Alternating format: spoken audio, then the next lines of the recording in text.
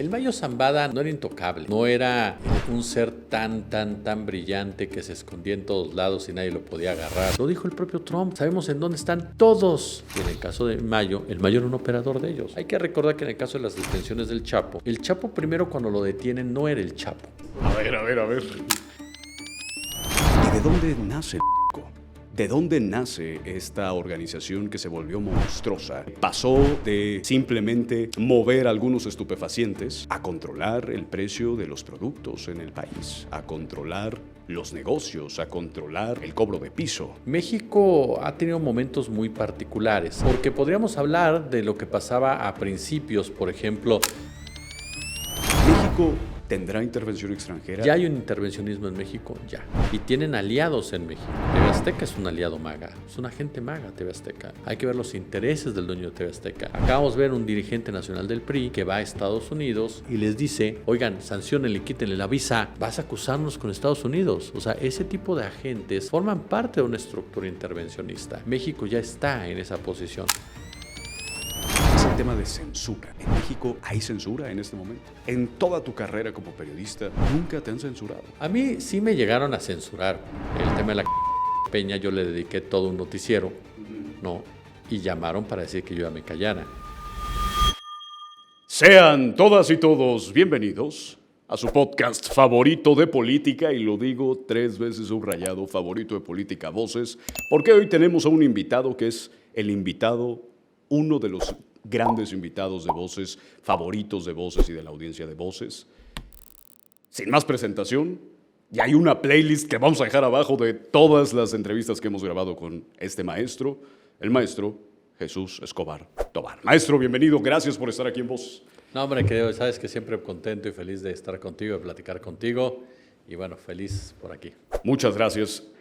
Hay una pregunta que ha circulado mucho en los comentarios de cada entrevista que hemos hecho.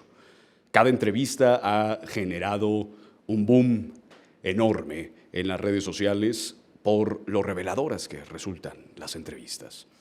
Uno de los temas que más ha llamado la atención, y estoy seguro será el tema mediático criminal del año en México, es el Mayo, sentenciado. 50 años libre, 50 años sin ser capturado, y hasta el último momento, por la última información que sabemos, tampoco capturado por ninguna agencia ni mexicana ni estadounidense, capturado por sus propios, sus cercanos. La pregunta es, ¿qué te revela a ti esto, maestro? ¿Cómo ves esta situación de un socio de El Chapo Guzmán, el cual su socio 3 veces fue detenido? Fue, además, alguien que logró escaparse de esas detenciones, pero el Mayo nunca. ¿Qué revela ahí, maestro? ¿Qué ves sobre ese tema? Es que era el gran operador de las agencias, el Mayo Zambada. O sea, mira, el Mayo Zambada no era intocable. No era un ser tan brillante que se escondía en todos lados y nadie lo podía agarrar. Al Mayo Zambada lo protegían, y lo protegían porque era útil, porque operaba precisamente el negocio con Juan José Esparragosa el Azul. Hay un detalle muy interesante de ellos dos. Ellos dos trabajaron con el cártel de Juárez cuando Amado Carrillo era la figura emblemática. Ellos dos estuvieron en el cártel de Sinaloa con el Chapo Guzmán en la figura mediática. O sea, mucha coincidencia cuando fueron cárteles que fueron empoderados por los gobiernos mexicanos y por el gobierno de Estados Unidos. O sea, si realmente los hubieran querido agarrar, los hubieran agarrado cuando quisieran. Ahorita que tú mencionas esto mismo, ¿esto qué me revela? Me revela que el FBI, algo muy simple, pues que el FBI tiene los teléfonos de los chapitos, ¿no? O sea, a final de cuentas, a ver, la simple historia que contaron, y vamos a complejizarla. La historia que nos contaron es que Joaquín Guzmán López engaña a Ismael El Mayo Zambada diciéndole que lo necesita en una cita para tranquilizar las cuestiones políticas entre Melesio Cuen y Rubén Rocha.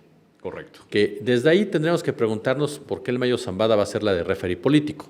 Ya desde ahí, ¿no? Tendríamos que preguntar qué tiene que ver el Mayo Zambada con esto. Finalmente van. El Mayo Zambada lo que dice es que vio personas con cierto corte, con ciertas actitudes que no las reconoció él, ni ubicaba como gente incluso de Joaquín Guzmán López, que vio a Melesio Cuen ese día, que posteriormente inventaron lo de Melesio Cuen, que lo habían matado no sé dónde, el gobierno de Sinaloa. Yo por eso no meto las manos al fuego para nada por Rubén Rocha, Sí, claro. pero para no perderme, Joaquín Guzmán López supuestamente lo lleva, lo mete en un cuartito, lo sedan, Sí. y lo trepan un avión, ¿no? Hasta ahí vamos. Sí. El avión supuestamente era de los Chapitos, hasta ahí, vamos bien. El piloto supuestamente era el de los Chapitos, arrancan como tal. Esa influencia precisamente de los Chapitos evitó, ¿no?, que en México alguien impidiera la salida del avión, ¿no? Que no nos han dicho todavía dónde están esos personajes que no impidieron la salida de ese avión. Pero lo más interesante del caso es que cruzaron la frontera, entraron a un país que está en guerra con el mundo, que desde el 11S tumba cualquier avión que pase sin que sepan quiénes van ahí. Aterrizaron y, ¡ay, sorpresa!, les llegó un Mayo, ¿no? Lo que nos dijeron. O sea, de repente llegaron y ¡ay!, apareció un Mayo Zambada, ¿no? En pocas palabras. Ya lo agarraron, se lo llevaron y un Joaquín Guzmán. Según esto, Joaquín Guzmán entrega al Mayo Zambada. Bueno, ¿con quién negoció Joaquín Guzmán? O sea, a ver, de entrada, si llegamos a Sinaloa, si salimos de Sinaloa, llegamos a Estados Unidos, de ley, las autoridades aéreas de Estados Unidos tienen que saber que viene un avión. Claro. Si ese avión no se identifica, lo van a tirar. Si ese avión se identifica, saben perfectamente de dónde provenía. Ese avión no fue molestado, ese avión llegó tranquilamente a los Estados Unidos, aterrizó tranquilamente en los Estados Unidos y ya lo estaban esperando. Entonces, si pensamos que Joaquín Guzmán, que por cierto, no es el líder de los Chapitos, no es el más brillante de los Chapitos, no es el gran operador de los Chapitos, planeó eso, pues tendría que haber avisado con tiempos, oiga, pues ahí vamos, ¿no? Claro. Y resulta que el FBI dice que su avión, ¿no?, ahí la anda presumiendo por todos lados, el FBI se colgó de inmediato la medallita. Entonces, si Joaquín Guzmán planeó todo esto para entregar al Chapo, tenía que hablar, perdón, al Mayo, tenía que hablar con un gobierno, con una agencia estadounidense. ¿Quién contactó a quién? O sea, Joaquín Guzmán abrió el directorio, en mis épocas, yo sé que para ti eso es viejo, pero abrió el directorio o puso Google y le preguntó a la IA y le dijeron, ay, pues este es el teléfono del director del FBI, y le habló, oye, ¿cuánto tengo aquí al Mayo? Claro. No, ¿verdad? O sea, esos son los puntos que su mismo discurso los tumba. Las agencias estadounidenses saben dónde están los narcos, saben quiénes son, saben dónde viven, saben en dónde están, los contactan cuando quieren van por ellos y los agarran y se los traen. Eso te muestra que la figura del capo no es tan importante ni tan fuerte.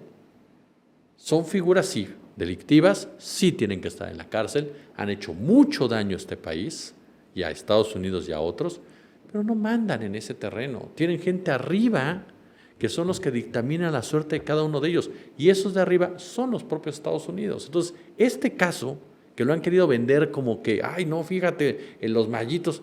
No, señores, el FBI demostró que él contactó a los Chapitos y les dijo, oye, agárrate al Chapo y tráetelo. Al Mayo, perdóname, agárrala al Mayo y tráetelo. Y a cambio te voy a dar esto. Punto. Negociación. O negociar ese en el mejor de los casos. En el peor de los casos necesito que se entreguen los dos. ¿Por qué? Porque hay una contienda electoral en ese momento y tenemos que tumbar a Trump de que está diciendo que no hacemos nada con el narcotráfico. O necesitamos algo mejor, la lana, presupuesto. Porque, ojo, la CIA y la DEA protegieron a Pablo Escobar, protegieron a los Rodríguez Orejuela, protegieron al cártel del Norte del Valle, protegieron al cártel de Juárez, protegieron al cártel de Sinaloa en México. Y mucha gente se pregunta, entonces lo traicionaron. No olvidemos algo, las agencias estadounidenses compiten entre ellas. Aquí es el FBI, no es la CIA y la DEA. No dudemos en algún momento que la FBI tomó la determinación por sí solo, porque aparte las agencias se mandan solas en Estados Unidos literalmente. El FBI decidió agarrarlo. ¿Por qué? Porque necesitaba la medalla, necesitaba el presupuesto. Agarró, pactó y dijo, vente para acá. O sea, este caso en particular lo que nos muestra es eso, que saben dónde están, que saben agarrar, que cuando quieren los agarran, que no tienen ninguna problemática. Y es normal, ellos controlan el negocio. Lo dijo el propio Trump, sabemos en dónde están todos sus direcciones. Él lo dijo, no yo. Entonces, ¿por qué no los agarran? Claro. ¿Por qué no los quieren agarrar? No son lo suficientemente importantes entonces. No, más que nada son útiles, son funcionales.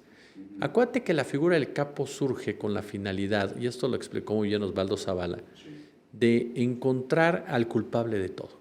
Estados Unidos te echa la culpa de lo que él es y siempre va a encontrar un culpable. Si tú revisas las declaraciones de Estados Unidos, nunca tiene la culpa de nada, así de nada. Si fracasa la negociación con Irán y hay guerra, pues culpa de Irán, porque Irán iba a atacar a Israel y entonces para que no atacara a Israel lo atacamos primero. No, o sea, pero es culpa de Irán. O sea, si Putin ataca a Ucrania, bueno, es porque nosotros no cometimos un error, o sea, nos pusimos a Ucrania y la OTAN enfrente de Putin, ¿no? Pero pues ¿para qué se enoja? Es culpa de Rusia que no aguantó que pusiéramos un aliado enfrente de él. Yo quisiera ver que Rusia tuviera de aliado a México y que pusiera los misiles, ¿no? En la distancia de Ucrania-Rusia en Monterrey, a ver qué iba a hacer Estados Unidos. O sea, la realidad es que Estados Unidos siempre te echa la culpa de todo, lo estamos viendo ahorita, que si hay esto, es culpa de los de afuera. El caso del capo es eso, y antes fue el terrorista, y antes fue el comunista, hoy lo estamos viendo. Estados Unidos, ¿qué te dice? El comunismo ha regresado. Por favor, no hay ningún país, uno solo, tal vez Corea del Norte, Cuba, Nicaragua la verdad es que no, pero tal vez Cuba, Corea del Norte, que podamos pensar que son algún tipo de comunismo. Ni China. No, China no es comunista, no. China, mira, aunque China, tenga el Partido Comunista Chino. Aunque lo tenga, aunque sea China lo que es una economía fuerte, tiene un Estado fuerte que regula su actividad económica. Pero, ¿cómo va a ser comunista China si está insertada literalmente en todo el tema del libre comercio? Si está insertada literalmente en cuestiones privadas, si tiene presencia privada por todos lados, aunque el Estado es un Estado fuerte lo que es China. Pero China no es comunista, o por lo menos no es un concepto comunista como el que nosotros aprendimos en la universidad. O sea, China no tiene, yo no lo calificaría de comunista para nada China. Entonces, pero ellos dicen que ya regresó el comunismo. ¿Pero por qué? No es una tontería. Lo que ellos están diciendo es que la izquierda es terrorista. Eso es lo que ya nombraron a los grupos de izquierda terrorista. Bueno, nombraron a Pablo Iglesias como terrorista, o sea, un periodista. Están criminalizando la forma de pensar. Eso es lo que está haciendo Estados Unidos. Así de grave es. Bueno, al decirte que el comunismo, lo que te están mandando el mensaje es todo aquel que piense diferente, todo aquel que piense distinto a lo que es nuestro sistema financiero, va a ser el enemigo. Así de sencillo. Por eso les interesa destruir a China, porque China es el símbolo de una nación pequeña que ha resistido décadas de agresión por parte del imperialismo. Sí, podemos hablar del tema dictadura, podemos hablar de los claroscuros de Cuba, pero por eso les interesa, dije Cuba, les interesa tumbar Cuba en América Latina, porque Cuba es eso, es una pequeña nación que ha resistido al imperialismo durante décadas. Símbolo. Claro, es un símbolo. Tumbas a Cuba, controlas a Cuba, mandas el mensaje que nadie puede pasarse de vivo. Lo acabamos de ver ahora con este video que subieron, en donde abiertamente nombran a la doctrina Monroe como la parte esencial de su política exterior, y lo dijo bien Donald Trump cuando secuestraron a Nicolás Maduro. Nunca más va a haber duda de quién manda en el hemisferio occidental. O sea, lo han dicho toda la vida, así de sencillo. Entonces, esa idea que ahora sacaron de eso del comunismo es una persecución a quien piensa diferente, es una persecución a quien representa lo distinto, es una persecución a quien se opone a ese dominio por parte de los Estados Unidos. Y eso, cuando tú hablas del narcotráfico, el narcotráfico se vuelve su carta ejecutora para imponerse en territorios como el nuestro. Ejemplo, el escudo de las Américas. Peter Hegseth decía: vamos a negociar con nuestros 19 amigos, aliados, para llevar a cabo acciones territoriales para detener a los narcos en esos territorios. O sea, Estados Unidos va a poder entrar a esos países, agarrar a quien sea, destruir lo que sea, y te puedo garantizar que todo va a ser en zonas riquísimas de recursos naturales. Entonces, el narcotráfico es una arma de Estados Unidos. En el caso concreto de México, ahí lo que explicamos con el caso del Mayo es que el Mayo era un operador de los Estados Unidos y lo fue, por eso nunca lo agarraron. Por eso según se entregó, lo entregaron. Porque el Mayo era un operador útil durante muchos años. Era el tipo que manejaba la política dentro de los cárteles, era el tipo que era el que razonaba, el que equilibraba, el que repartía territorio, el que mantenía ciertas posturas. Ese era el tipo, el Mayo Zambada. Pero hay que crear la figura del capo, hay que crearla para echarle la culpa de lo que nosotros estamos provocando. Porque, ¿qué va a decir Estados Unidos a su población? Cuando su población diga, oye, ¿por qué no se acaba con el narcotráfico? Es que son impresionantemente inteligentes, poderosos, megatecnológicos. O sea, y al final, ¿por qué no acaba con el narco? Claro. O sea, ¿por qué no lo hace?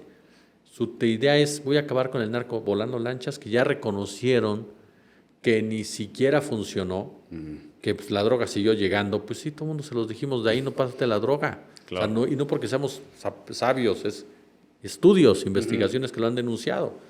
Volaron lanchas y ¿qué dijeron? No, pues no funcionó. Pues claro que no iba a funcionar, pues no era tu intención que funcionara. ¿Qué es lo que buscan entonces? En su propio territorio, lo que hacen y dicen es, ¿quieres acabar con el narco? Es muy fácil, compadre. Comienza, antes que otra cosa, con programas de adicciones para atender las enfermedades de tu población. Combate las adicciones entre tus propios jóvenes, entre tus adultos, ayúdalos. 2, vamos, ¿qué te parece si regulamos el lavado de dinero? Si empezamos a combatir el lavado de dinero en tu sistema financiero, nada más, en tus fondos de inversión, en los paraísos fiscales, vamos a darle a Delaware. Vamos a entrar a Delaware, nada más para darnos cuenta cómo se mueve. No, vamos a entrar a Citi, vamos a entrar a Wachovia, vamos a entrar a JP Morgan, vamos a entrarle. Vamos a acabar con el narco, ¿no? Entonces vamos a acabar con su financiamiento. ¿Queremos más? Pues muy fácil, cierra las aduanas a las armas, que no pase una sola arma, que lo puedes hacer, a territorio mexicano. Y lo mejor de todo, ¿quién vende la droga en Estados Unidos? Porque los cárteles mexicanos, dicho y comprobado por Nacho Alvarado, ellos llegan, entregan la droga y de ahí perdón, es un asunto de blancos, de Johnsons, quienes mueven la droga. ¿Quieres acabar la droga?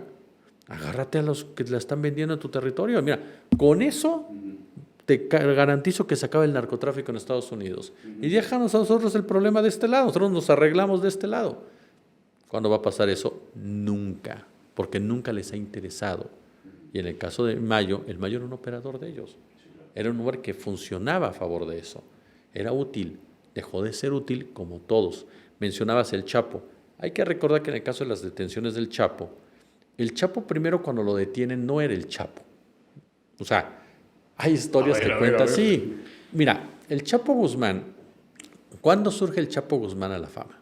Tristemente fama, de mediática, con el asesinato del cardenal Juan Jesús Posadas Ocampo. En ese momento, todo el mundo empezamos a hablar del Chapo Guzmán. Claro. ¿Pero por qué? Porque Carlos Salinas de Gortari dictaminó que el narcotráfico era el enemigo público número 1 de México. Es el primer presidente que lo hace, Carlos Salinas de Gortari. Llama la atención que cuando tú revisas todo lo que fue el asesinato del cardenal Posadas Ocampo, pues no están cerca ni el Chapo ni Ramón Arellano, a quienes responsabilizaron de haber matado por una confusión al cardenal, ¿no? Porque Ramón Arellano quería matar al Chapo Guzmán, ¿no? Entonces dijeron que el cardenal murió en un tiroteo, en un tiro cruzado, que al ver el coche se confundieron y lo plomearon, literalmente. ¿Por qué? Porque la gente de los Arellanos dijo, es el Chapo. O sea, sí vimos el coche del cardenal. O sea, era obvio que era el cardenal. Aparte, en Jalisco todo el mundo sabía que era el cardenal. No, es que eran sicarios de otro lado. No, pues si le buscamos, ¿no? Claro. Pero a final de cuentas, ese asesinato nunca quedó claro. Y lo han dicho gente de la iglesia. Al cardenal no lo mataron por una confusión. Lo mandaron matar del gobierno de Salinas. ¿Por qué? Porque el cardenal, que aparte era gente cercana a Samuel Ruiz, que fue uno de los grandes apoyadores junto con Raúl Vera de lo que es el Ejército Zapatista de Liberación Nacional, iba a denunciar internacionalmente el vínculo de los Salinas con el narcotráfico. Eso, por esa razón se lo echaron al cardenal, porque además no era ningún secreto que los Salinas eran ahijados de Juan Nepomuceno, que era compadre de Raúl Salinas Lozano, su padre, y Juan Nepomuceno era el cártel de Matamoros, en ese momento después cártel del Golfo. Entonces había un vínculo directamente con eso. El cardenal lo sabía, el cardenal era una voz muy importante que iba a actuar en contra del neoliberalismo, porque se daba cuenta la brutalidad en contra de la pobreza, en contra de las clases desprotegidas, y había tomado una determinación de enfrascarse en un enfrentamiento con el gobierno. Y de repente lo matan, y lo matan por una confusión. Ahí fue cuando todo el mundo empezó a hablar del Mayo y del Chapo Guzmán. Antes nadie hablaba del Chapo Guzmán, aun y cuando ya tenía tiempo operando, porque los capos no eran tan importantes. Antes de él, los fuertes eran Caro Quintero, Félix y Fonseca. El Chapo venía más abajo, ni siquiera estaba en un segundo nivel, estaba en un tercer nivel. Te lo voy a poner así. ¿Sabes cómo entregó? Dicho no por mí, sino por Víctor Carrillo Lea, quien era general y encargado de policía en México. ¿Cómo entregó la policía de Guatemala al Chapo? ¿Cómo? En un camión. Ahí llegaron, se lo dieron amarrado. Hasta le dijeron, ahí está su Chapo. O sea, la policía de Guatemala ni se esforzó en agarrar al Chapo Guzmán. Por eso no era. Pues no era el Chapo que era ahora. El Chapo se vuelve el Chapo Guzmán a raíz de la fuga de Puente Grande. Ahí cuando esa fuga, por cierto, el secretario de Seguridad, pues era el señor Alejandro Hertz Manero, ¿no? Y nos inventaron el choro de que se había metido en un camiote de lavandería. No es cierto, el Chapo salió vestido de policía. Al Chapo lo fueron a sacar. ¿Por qué? Porque había caído Amado Carrillo. Necesitabas otro narco, otra figura que cargara con todo el peso mediático del negocio. Y ese fue Joaquín el Chapo Guzmán. Por eso de repente, Chapo por todos lados. El posicionamiento narrativo de Joaquín Guzmán fue brutal completamente. Con el cártel de Sinaloa tenía 4 líderes. Nacho Coronel, al que se muere en un enfrentamiento con la Marina, Juan José Esparragosa y Ismael Zambada. ¿Cuándo hablaban del Mayo de Juan José Esparragosa? Para mí fue una sorpresa, te soy honesto, cuando cae el Chapo Guzmán, y hay gente que a mí me dice, profesionistas incluso, oye, ¿tú sabías que el Mayo Zambada? Pero toda la vida supimos que el Mayo era el jefe en el cártel de Sinaloa, eran 4 líderes. Lo que pasa es que la figura mediática era Joaquín Guzmán. ¿Por qué? Porque al igual que había pasado con el anterior, necesitabas un rostro, una persona a la cual achacarle todo lo que estaba pasando. El responsable, el maldito, el malo, o sea, la leyenda, en pocas palabras.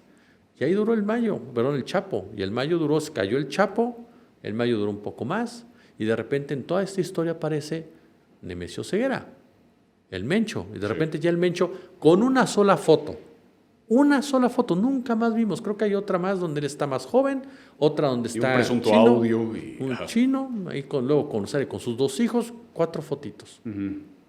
Durante años se habló del Mencho y nadie lo veía. O sea, claro que existía, no estoy diciendo que no exista, pero a lo que me refiero es que el aspecto mediático era tan importante. Claro. Y de Estados Unidos enarbolaron al Mencho, que de repente un personaje, otro ex policía por cierto, se empoderaba y creaba de la nada el cártel más poderoso de este país que enfrentaba al otro, y ahora resulta que hasta el mundo, ¿no? O sea, ¿de verdad vamos a creer ya esas cosas? En serio, el Mencho resultó ser, igual que el Chapo, por cierto, igual que Amado Carrillo, experto en todo. Porque resulta que de repente, primero, si te das cuenta, a todos les dicen, cuando tú escuchas, fíjate, de Amado Carrillo recuerdo muy bien cuando Herrán Salvati decía, es que es brillante, tiene un nivel de coeficiente intelectual impresionante. Lo mismo dijo Rafael Maceo de la Concha del Chapo Guzmán. Lo mismo dijeron del Mencho. Los procuradores, Jesús Murillo Caram. Es que es brillante, o sea, hay talento, pero solo falta apoyarlo. ¿Cómo? O sea, resulta que todos son genios. No estoy diciendo que sean gente ignorante, no. Pero los colocan en una posición mediática, claro, de que son más brillantes que nada. Y perdón, hablamos de una cuestión corporativa, lavado de dinero, medios de comunicación, elaboración de empresas artísticas, fondos de inversión, bancos, o sea, sistema inmobiliario, claro. Todo, es una venta de armas, tráfico de personas. De repente, al cártel Jalisco nos dijeron, está al frente el huachicol. A ver, compadre, espérame tantito. El huachicol fiscal viene de tiempo atrás y es de políticos y empresarios y militares. Pero de repente nos dijeron también ya el Mencho ya sabía de huachicol fiscal, o sea, ya sabía de aduanas y todo. Hay una frase del doctor Jalife que a mí me gusta mucho porque en pocas palabras define este engaño. Cuando hablan de los Zetas, dice, pues los Zetas eran grandes geopolíticos porque se fueron a meter justo en donde había gas. O sea, qué brillantes de los Zetas, o sea, por aquí es. Sí. No, claro que no. O sea, son capos violentos, sí, venden la violencia como su forma de control, son muy brutales, no son inocentes. No quiero decir que no haya violencia en México, no quiero decir que no existan. Claro que existen, claro que golpean, pero ya murió el Mencho. ¿Y ahora de qué se trata? Juan Carlos Valencia, su hijo. Ahora ya es el más peligroso. ¿Cuánto? $50 millones de recompensa. ¿Cuándo han visto que una sola de esas recompensas ayuda a detener a alguien? ¿Cuándo? Nunca. Parece más cartel de Hollywood. Es el viejo ¿por qué? Pero da una razón, hermano. Necesitas dinero, ¿no? Necesito tantos millones para las recompensas. Suéltale tantos millones al FBI, a la DEA, al que sea, para que tengan dinero para ofrecer recompensas. Aunque la recompensa, y no lo digo yo, lo dicen ex agentes de la DEA que he podido entrevistar, te los dicen, no funcionan para nada. Para nada. Además, mañosamente te dicen hasta $50 millones, hasta 50. Te pueden dar $1. Claro, o medio. Medio, porque digan, no, pues lo que me dijiste vale $1, güey. Claro. Entonces, perdón. O sea, esa narrativa se vuelve ya hasta cansina. Yo no estoy, insisto, porque no va a faltar que va a decir, entonces no existe. No. Nadie está diciendo que no existe el narco, nadie está diciendo que no es violento, nadie está diciendo que no fastidia al mundo, nadie está diciendo que no sean responsables estas personas. Nadie lo está diciendo. Simplemente me parece que se les ha cargado demasiado la responsabilidad a aquellos que no la tienen y que hay un factor aquí que es clave. Todos vienen de situaciones sociales vulnerables, de pobreza. Es decir, vamos a criminalizar al pobre, ¿no? Vamos a estigmatizar la pobreza. ¿Y quién gana con eso? Le dice el maestro Isaac Enríquez, la violencia del narcotráfico hay que verla como lo que es, un engranaje más del capitalismo, pero de ese capitalismo que despoja, de ese capitalismo extractivista, de ese capitalismo que desestabiliza, del capitalismo gore, no está por encima del mismo, ¿no? Entonces, yo por eso te diría, por eso no agarran al Mayo, lo dejaron libre el tiempo que duró, porque era útil. Y al Chapo, decíamos eso, lo agarran, lo dejan salir, lo vuelven a agarrar, y hay un detalle maravilloso, cuando hace el famoso túnel. Abajo de una cárcel de máxima seguridad. O sea, es que estaba 1 kilómetro. No importa, compadre, es un penal de máxima seguridad. Tú tendrías que haberte dado cuenta, ¿no? Algo que estaban construyendo debajo de ti. No sé, o sea, no soy ingeniero ni arquitecto, pero la lógica y sensibilidad. La realidad supera la ficción. Sí. Y sin embargo se metió por ahí. Pero da un pequeño detalle. Cuando lo detienen, Estados Unidos le dice a Peña Nieto, extradítalo. Y Peña Nieto dice que no. Se le fuga a Peña Nieto. O sea, y lo más interesante, surgen mensajes de Guerreros Unidos desde Estados Unidos que hablan precisamente de lo que pasó con los 43 involucrando a políticos y militares. O sea, Estados Unidos chantajeando, me lo vas a dar.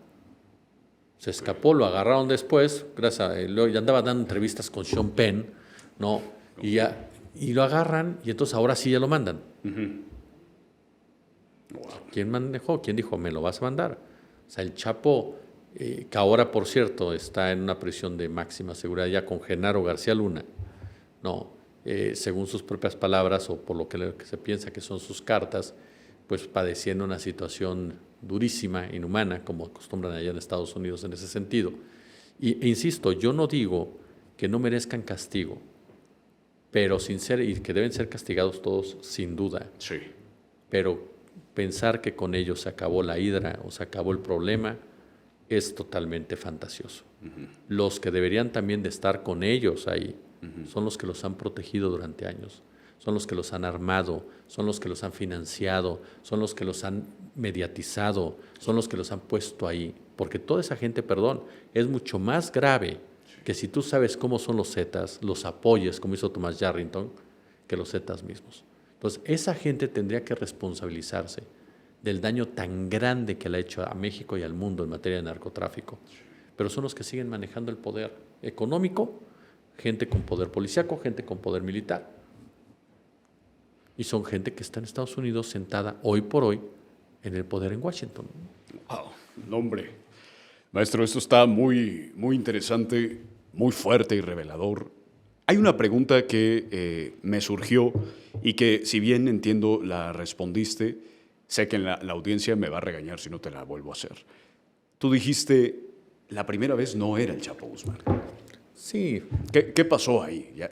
No, me refiero a que no tenía el peso Joaquín Guzmán. Ok, no era la leyenda. No era el personaje que posteriormente se convierte a raíz de la fuga de Puente Grande. Ok. No, a eso en el materia narrativa y como bien lo ha dicho Osvaldo, en esa necesidad constante. Ahí, fíjate, yo soy muy crítico de las narcoseries. No le digo a la gente que, cada quien que vea lo que quiera, pero siempre les he dicho, véanlo como lo que es, una novela. Es un novelón. Sí. O sea, es una muy buena novela, porque hasta eso está bien hecha. Y tiene grandes actores. Y de repente sueltan ahí frases, hechos, que se agradece que intenten contar la historia de cierta manera. Y hay una frase, que ahorita que mencionábamos esto de los narcos, que es muy cierta. Está en la serie Narcos Colombia. Y perdón por banalizar la discusión, pero la frase me parece muy interesante, que está el personaje de Pedro Pascal con el personaje, no recuerdo el actor que le hace agente de la CIA, y él le dice, ahora vamos a México, después de Colombia. Y él le dice, ¿México? Sí, México. Hace, porque ya no tenemos aquí enemigos. Y él contesta, bueno, pero Estados Unidos siempre produce sus enemigos. Efectivamente, produces a tus enemigos. O sea, no quiere decir que no sean. Mira, y es una práctica que incluso se dio a nivel nacional con el tema del secuestro. Y que esto lo consignó Emanuel Stills, o sea, el gran periodista también ella, y que lo mostró en el marco del tema Cassés Vallarta, en el Teatro del Engaño, en donde denuncia cómo tomaban bandas de secuestradores que sí existían, sí, pero les echaban todo la responsabilidad del secuestro que cometía la policía. O luego agarraban a Alex, a Jesús, los pataban atrás y formaditos. Esta es la banda de los zorrillos. Sí. Y a los 15 días agarraban a Alex, a Pedro, a Pablo, a Jesús y nos cambiaban el corte, otra gorrita. Esta es la banda de las panteras. Las voces. Sí. Las voces. Entonces, y creabas todo un escenario. Wow. O sea, creabas. O sea, no quiere decir que no existía el delito del secuestro. Claro que existía y existe. Pero no era perpetrado máximamente por los que dijeron que lo era. Eran los mismos policías quienes lo hacían. En el tema del narcotráfico es lo mismo. El delito en México, la represión en México, la violencia en México, proviene del propio Estado, ha venido proveniendo del propio Estado durante muchos años. Claro. Y de las instituciones encargadas de proteger. Y en ese sentido hay que recordar algo.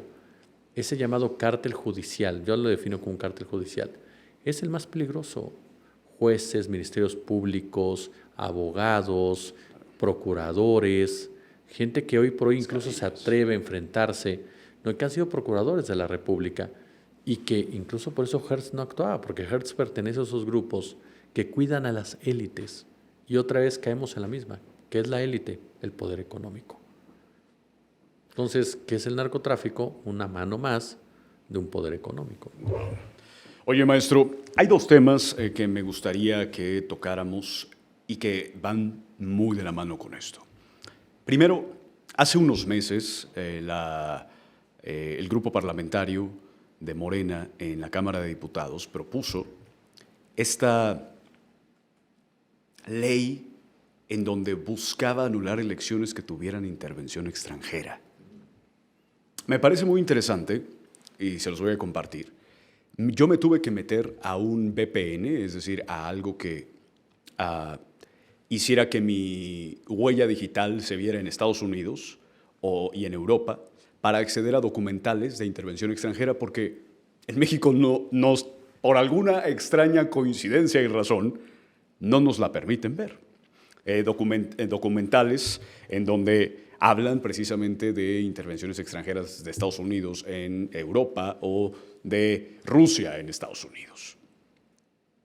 ¿México tendrá intervención extranjera? ¿Qué es lo que estará viendo el gobierno de México? Porque, ojo, la propuso el grupo parlamentario, particularmente Ricardo Monreal, y en muchas ocasiones es el propio Ejecutivo quien dice, la propia presidenta quien dice, no, eso no va. En la mañanera, pues no estaré tan de acuerdo. No lo vi así. ¿Qué es lo que no estamos viendo? ¿Qué es lo que está pasando? Que en México se están reconfigurando este tipo de situaciones. En México ya hay intervención extranjera. Ya hay intervención extranjera. Estados Unidos ya está metiendo las manos en México, como las mete en Argentina, como las mete en Colombia, como las está queriendo meter en Brasil. ¿Cuál es el caso de México? Maru Campos, o sea, una gobernadora de un partido de oposición que permite que la CIA opere libremente en su territorio, yendo en contra de las decisiones por parte del gobierno federal y de la propia constitución de nuestro país. Un ejemplo palpable de lo que es. Ya está operando desde el momento en que está aprovechando la crisis en Baja California entre personajes como Marina del Pilar o Jaime Bonilla, que supuestamente son de la 4T y que por una disputa por una candidatura políticas ponen Estados Unidos, abren la puerta a Estados Unidos para que se meta de lleno en una entidad que, al igual que Chihuahua, son determinantes en un factor clave para Estados Unidos. Fronterizas. Estamos hablando de que Estados Unidos está en modo sobrevivencia por su enfrentamiento con China y por su dependencia con China en semiconductores, chips, etcétera, etcétera. Tierras raras, las cadenas de producción, las cadenas de producción, cadenas de insumos. Lo que hay en México ayudaría a Estados Unidos a disminuir esa dependencia. Baja California es una de las entidades con mayor integración con Estados Unidos. Digo, Calexico, California, claro. Mexicali, cambiamos los nombres, ¿no? O sea, el caso concreto de Mexicali, Calexico, pues eso está al revés, ¿no? O sea, el nombre, literalmente. El caso de San Diego, por ejemplo, con Tijuana. O sea, hay una integración social tal cual, política, securitaria, en fin, hay una plena integración de Baja California con los Estados Unidos. Pero sobre todo, hay minerales, hay puerto, hay estructura, hay manufactura. Claro que a Estados Unidos le interesa quien gane porque necesita gobernadores que respondan a sus intereses, no de Estados Unidos país, del corporativismo de Estados Unidos, claro. De las grandes empresas que les permitan instalarse, hacer y deshacer, tomar control de zonas ricas en este tipo de productos. Eso es lo que les interesa, eso es lo que buscan. Y por eso, claro que tienen las manos metidas en esto. Particularmente en los estados fronterizos. Que la mayoría van a elecciones en 2027. Sí. Entonces, la realidad es que claro que está metido en todo eso. Claro que empieza a haber fichas, claro que empieza a haber personajes, claro que empieza a ver quién le va a poder responder y quién no. La diferencia es cómo lo manejamos de este lado. La diferencia es cómo nos paramos de este lado. Claro. No, esa ley me parece que es una ley que se aprueba y que es un mensaje muy claro de la presidencia para Estados Unidos. No es para el PAN, no es para el PRI, es para Estados Unidos y para los políticos o políticas que crean que pueden competir con siglas nacionales para pensando en gringo. Ese es el mensaje. Si tú te metes, yo anulo la elección. O sea, no te puedes meter. ¿Qué hizo Brasil? Llegaron, según observadores de Estados Unidos, y ¿qué dijo Brasil? No entras. Y lo regresó. Sí. ¿Y qué Brasil esto? ¿Y qué dijo? Salud. Gracias. ¿Y qué dijo Lula? Sí. Los gringos no nos van a decir así nosotros qué hacer. O sea, punto. Porque saben muy bien que se están metiendo. O sea, se están metiendo. En Colombia, y mira, ni siquiera estamos descubriendo el hilo negro. O sea, basta ver las declaraciones de Trump. El Espriella ganó porque yo lo apoyé. Si no votan por Sí, además es un Milei, cinismo. si no votan por los legisladores de Milei, no les doy el dinero a los argentinos. Asfura fue gracias a que soltamos a Juan Orlando Hernández. Si quieren préstamo, gana, si no, no. Rodrigo Paz, yo lo apoyé. O sea, el tipo lo dice. Sí, o sea, sí. no. Ahora con este video que te comento, ellos lo dicen. Nosotros mandamos, háganle como quieran. Wow. O sea, ya hay un intervencionismo en México, ya. Ya lo están tratando de hacer, ya. ¿Qué tanto trasciende? Y tienen aliados en México. TV Azteca es un aliado MAGA, es un agente MAGA TV Azteca. Okay. Hay que ver el tipo de información que proporciona Televisión Azteca. Hay que ver los intereses del dueño de TV Azteca. Hay que recordar quién es el responsable de Atlas Network México.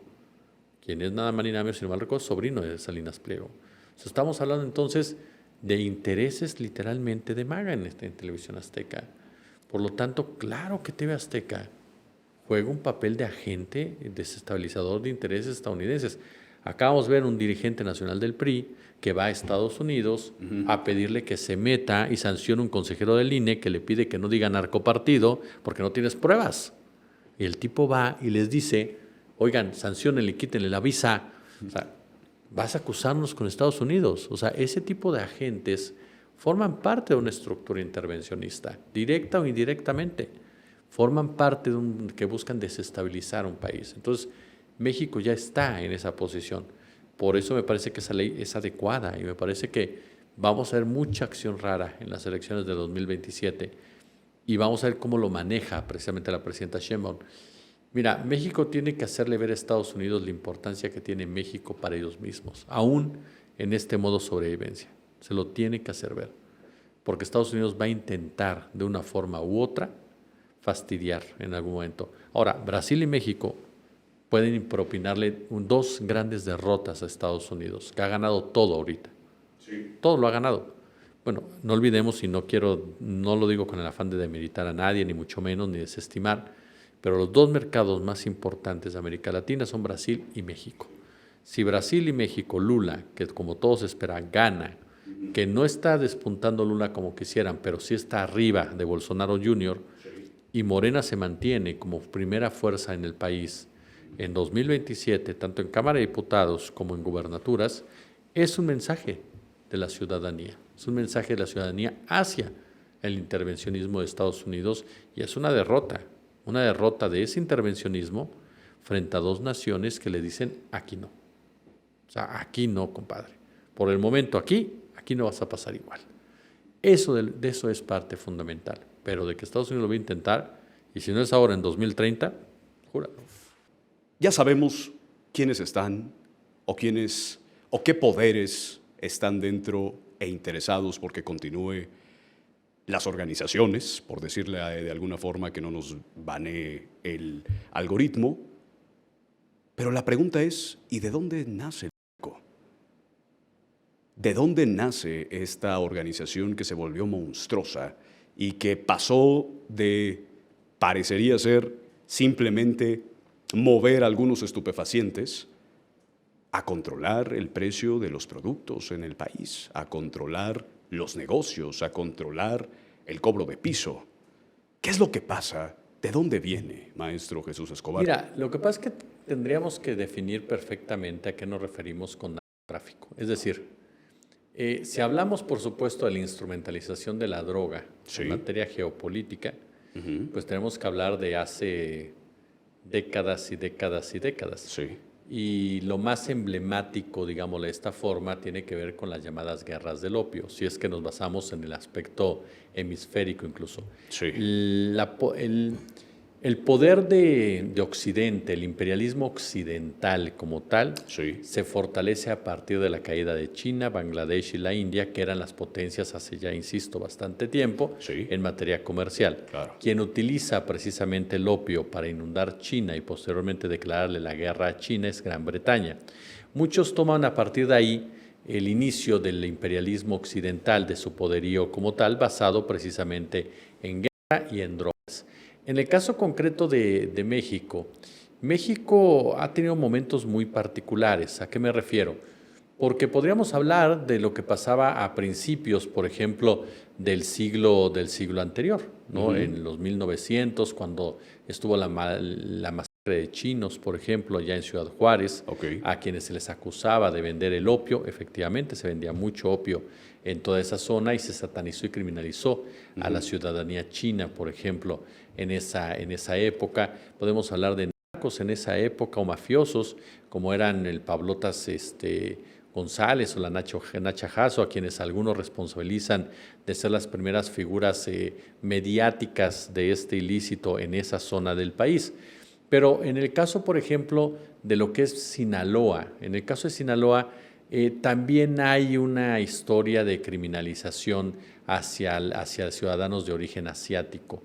Se decía que un hombre de apellido Amarilla, si no mal recuerdo, había llegado a Sinaloa con toda esta idea, por supuesto, medicinal, las hierbas, todo demás, y que a partir de ahí surge precisamente toda esta industria. Esta es una historia, sinceramente, que para mí no tiene mucha credibilidad, ¿no? Porque la siento como que una de esas historias que nace precisamente para desviar la atención y quitarle responsabilidad a los estados de un problema que, si no es por parte de los estados, no podría haberse desarrollado como se ha desarrollado hasta ahora. Más bien dicho, tenemos que recordar, por ejemplo, las épocas en las cuales, y esto es fundamental desde mi punto de vista, por eso te digo, tenemos que definir a qué entendemos por narcotráfico. Claro. Porque en la época de Porfirio Díaz se mandó construir un ferrocarril, se mandó construir vías férreas para trasladar droga, por ejemplo, a los Estados Unidos, y no era un ilícito como tal, o sea, se utilizaban ferrocarriles mexicanos para llevar la droga al norte. Recordemos que en la época, incluso también en esa época, si no mal recuerdo, la cocaína era legal, o sea, se vendía en las boticas sin ningún tipo de problema. Entonces, después nos topamos con la época de Lázaro Cárdenas, muchos años después, donde Lázaro Cárdenas legaliza la marihuana en nuestro país y sufre las presiones por parte de Estados Unidos para obligarlo a que retire esa medida con amenazas de todo tipo. Cuando además muchos años después ellos ya lo iban a legalizar. Lo legalizaron muchos, pero en ese momento Sí. ellos no querían que se legalizara en México, ni mucho menos, no porque tuvieran mucha preocupación realmente por la cuestión de la salud, sino porque ya Estados Unidos utilizaba la droga para una especie de control social de su propia población. Se intensifica mucho, y lo platicábamos fuera del aire, con Sí. el tema de las guerras, particularmente la guerra de Corea, en donde efectivamente mucha de la droga que se utilizaba era consumida por soldados, por exsoldados, quienes regresaban con estrés postraumático, todo ello. Pero también se ha manejado que se les daba la droga para que pudieran en un momento dado pues perder un poco de conciencia humana al momento de llevar a cabo las acciones para las cuales estaban siendo mandatados en todas estas regiones. Incluso una guerra que no tuvo que ver directamente México, pero que nos muestra precisamente cómo se operó el tema del narcotráfico, es la de Vietnam. O sea, en Vietnam hablamos de toda una región entre Laos, Tailandia, obviamente toda la zona del Kuomintang, que eran los que estaban en contra del régimen de Mao en China. Todos ellos eran potencias en materia de heroína, y mucha de esa droga la consumían los soldados estadounidenses para estar librando esa guerra como tales, y después esa misma droga era trasladada por parte de los soldados estadounidenses al famoso cártel de Fort Bragg, al Fuerte Bragg ahí en Estados Unidos, que es sumamente famoso. ¿Por qué? Porque incluso hay una película que toma referencia de eso, una película que supuestamente está basada en hechos reales. Sí tiene muchas cosas reales, otras noveladas como todo, que es Gángster Americano, en donde te platican precisamente cómo el ejército de Estados Unidos era el que trasladaba la droga a los Estados Unidos en ataúdes de los soldados muertos, ¿no? Entonces, esa acción, por cierto, después la llevaron a cabo soldados alemanes y, si no mal recuerdo, españoles, en la guerra en Afganistán, en donde desde Afganistán mandaban precisamente lo mismo a sus países, y ahí mandaban la droga. Es decir, por esto te comentaba, ¿qué entendemos como tal? Porque en el caso concreto de México, y perdón por haber dado la vuelta en ese sentido, pero es era el totalmente contexto. En el caso de México, no olvidemos lo que ha destacado muchas veces el maestro Froilán Enciso, es decir, el narcotráfico en México no surgió como lo conocemos ahora, bien lo decías. Hay una definición incluso que varios analistas han hecho, que antes era como vender tomates, es decir, trasladaban la droga sin ningún dejo de violencia, sin ningún asunto. Era incluso un tema que ayudaba a los campesinos a salir de sus problemas económicos. Eran controlados por terratenientes sinaloenses, gente que hoy por hoy tiene mucho dinero en aquella entidad y que siempre han tenido un control del mercado local del narcotráfico, más allá de los capos como tales. Y para eso servía. ¿El problema cuál fue? El problema fue cuando el narcotráfico se vuelve parte medular de la política exterior de los Estados Unidos. Cuando Estados Unidos decide instrumentalizarlo políticamente, cuando Nixon lanza la famosa guerra en contra de las drogas, con la finalidad sobre todo de cazar literalmente a activistas que estaban en contra de la guerra de Vietnam. Esto tanto en su territorio, con las Panteras Negras, cuando inundaron de heroína Harlem y todas las regiones afroamericanas, y el caso de la marihuana, también por supuesto con los líderes mexicanos, líderes chicanos, que también eran un problema al respecto, es decir, replicaron prácticamente lo mismo. A partir de ahí la droga se vuelve un instrumento, ya venía de atrás, como te dije, de la guerra del opio, pero aquí Estados Unidos entonces intensifica su uso. Y de ahí partimos ya al involucramiento directo de las agencias estadounidenses en el negocio. ¿Por qué es importante mencionar esto? Porque ese es el impacto que tiene en México a continuación.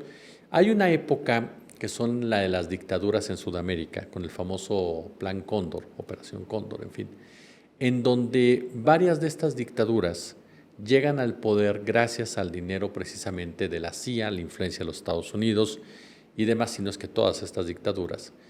Y ese dinero tenía mucho que ver con la droga. Hay un caso emblemático, que es el de un alemán nazi, por cierto, que el tipo es reclutado, no por la CIA en ese momento, porque la CIA no existía todavía, pero sí por los Estados Unidos, y posteriormente ya se integra a la CIA. Este hombre operaba desde Bolivia, y era el encargado de la cocaína en Bolivia. Él era el que movía todos los vínculos y fue factor fundamental para que llegara la dictadura en Bolivia y derrocaran a gobiernos democráticos de Bolivia. Lo mismo hicieron en Brasil, lo mismo hicieron en Chile, con el caso de Salvador Allende. Es decir, la CIA utilizó perfectamente el narcotráfico para financiar golpes de Estado como tales bajo su propio control. ¿Qué pasaba en México? En México oficialmente no teníamos un gobierno militar y oficialmente estábamos en una democracia, lo cual era una falacia. México no tuvo democracia durante muchísimos años. La democracia en México se dio a cuentagotas y por las luchas civiles, por los activistas, por los medios, por los pueblos, en pocas palabras. Y la democracia real se da hasta 2018 en México. Sí, habían ganado estados, sí, había municipios, pero la joya de la corona para poder hablar de una democracia plena se llama Presidencia de la República y se da hasta el 2018 que el PAN y el PRI deciden soltar directamente, no porque quisieran, sino porque los obliga el pueblo literalmente, pierden, no deciden soltar, pierden precisamente la presidencia y al INE no le queda de otra más que reconocer el resultado por lo apabullante que fue. Pero antes de eso, recordemos esa Operación Cóndor, en el cual en México, pues el PRI era un gobierno dictatorial, represor, persecutor, que tenía la Dirección Federal de Seguridad como uno de sus grandes claves y puntos fundamentales. ¿Qué fue lo que hicieron ellos? En Sinaloa existía un personaje llamado Pedro Avilés. Hablamos de la década de los 60, 70. Pedro Avilés era pues un narco, digámosle así, ¿no? Que lo que hacía era gestionar los traslados de la droga hacia el norte, los campesinos, los lugartenientes. Era un personaje operativo como todos ellos.